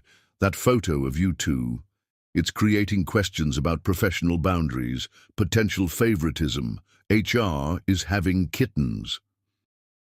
The corporate world's rules and expectations came crashing back with jarring force. On the island, their connection had evolved naturally, free from outside judgment.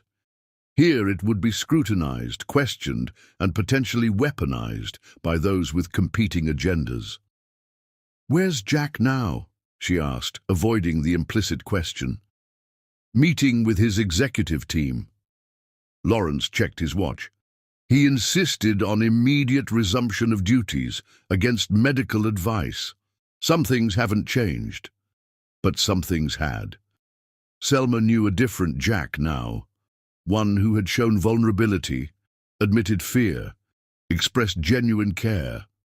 Would that man survive re-entry into the corporate environment that had shaped his former self? Lawrence left after assuring her that her job was secure and her mother's medical care had continued uninterrupted during her absence. Alone again, Selma struggled with an unexpected emptiness. After days of constant proximity to Jack, his absence felt disorienting, almost physical in its impact. The medical team arrived for final evaluations before discharge. During her examination, a wave of dizziness overcame her. The room spun, voices blurred, and darkness closed in from the edges of her vision. When she regained consciousness, a concerned doctor was checking her vitals. "Ms. Hayden, you fainted," he explained. "We're running some additional tests." Hours later, a female physician entered with test results, her expression professionally neutral. "Ms. Hayden, were you aware that you're pregnant?" The question landed like a physical blow. "That's impossible. I haven't—" She stopped, memories of the storm shelter and rain-soaked intimacy with Jack flooding back. "Oh, about 3 weeks along, according to hormone levels," the doctor continued, misinterpreting her shock as confusion. "Given your recent trauma, we'll need to monitor carefully, but everything appears normal so far." Selma nodded mechanically, mind racing. A child, Jack's child, conceived on an island while sheltering from a storm, a literal manifestation of their transformed relationship. Before she could process the implications, her hospital room door opened again. Jack stood in the threshold, his imposing figure now dressed in a suit someone had brought him. He looked almost like his former self, except for the tan, the healing cuts on his face, and something different in his eyes when they met hers. "Selma," he said, her name carrying a warmth that contradicted his formal appearance. "I've been trying to see you since we arrived." The doctor excused herself discreetly, leaving them alone with the news Selma hadn't yet had time to absorb. "Jack," she began, uncertain how to proceed. The hospital room, with its medical equipment and antiseptic smell, seemed the wrong setting for such a revelation. "How are you feeling?" "Surrounded by people asking meaningless questions, when the only person I want to talk to is you." He moved to her bedside, corporate facade slipping away as he took her hand. "Lawrence tells me the board is concerned about optics, as if I give a damn about optics after what we've been through." His directness, so reminiscent of their island conversations, gave Selma courage. "I have something to tell you, something that will make those optics considerably more complicated." Jack waited, eyes steady on hers. "I'm pregnant." The words emerged simply, without qualification. For a moment, Jack remained perfectly still, his expression unreadable. Then, to Selma's astonishment, a slow smile transformed his face. Not the calculating smile of a CEO, considering implications, but something genuine and almost boyish in its wonder. "A child," he said softly. "Our child." "This complicates everything," Selma pointed out. "Your company, our professional relationship, public perception." Jack silenced her concerns with a gentle squeeze of her hand.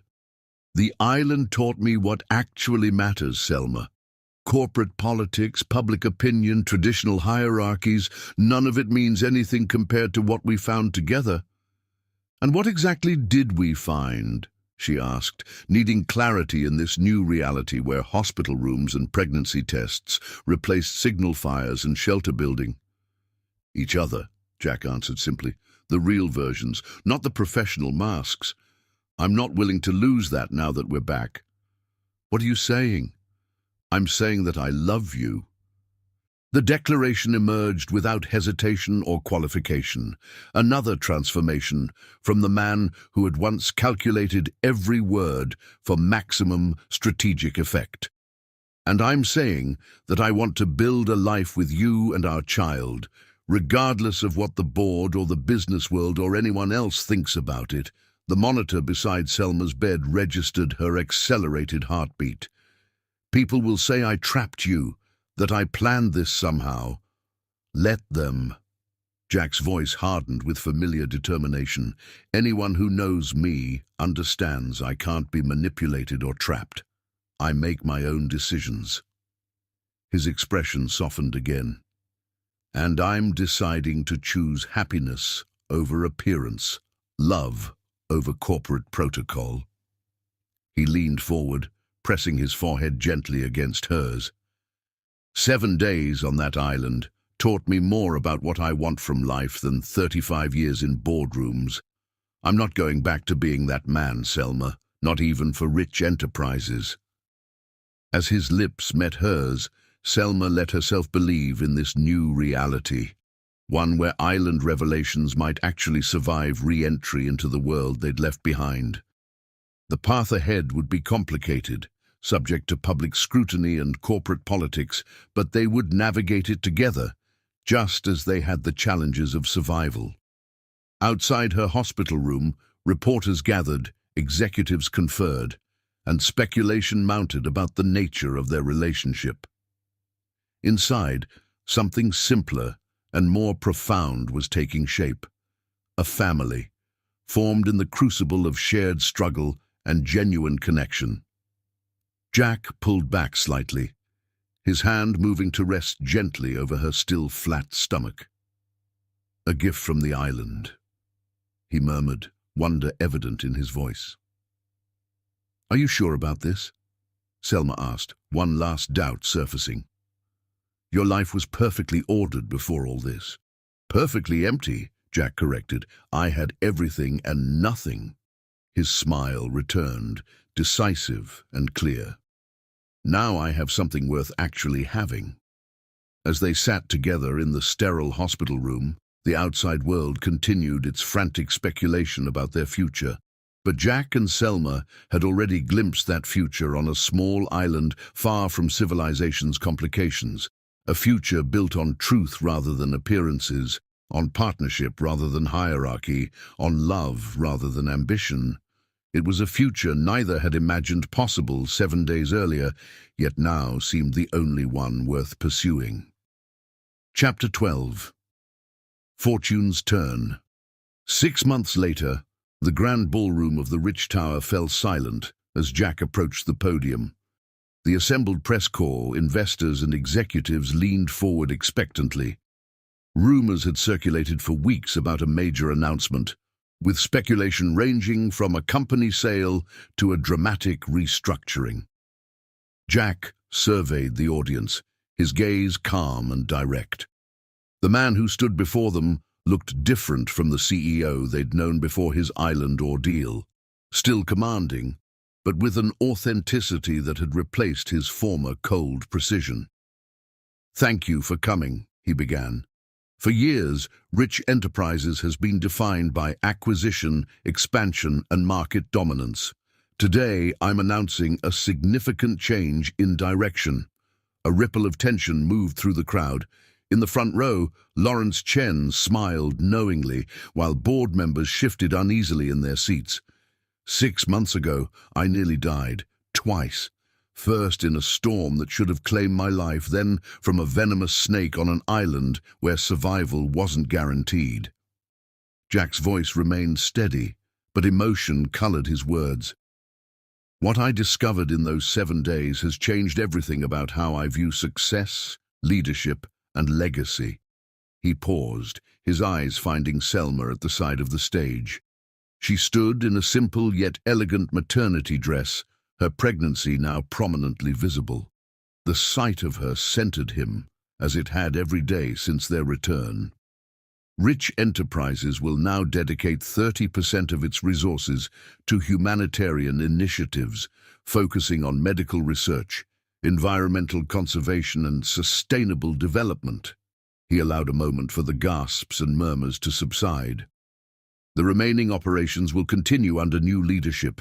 Effective immediately, I'm stepping down as CEO." The room erupted in shocked exclamations. Jack raised a hand, quieting the chaos. "Lawrence Chen will assume the role of Chief Executive Officer with a mandate to balance profit with purpose."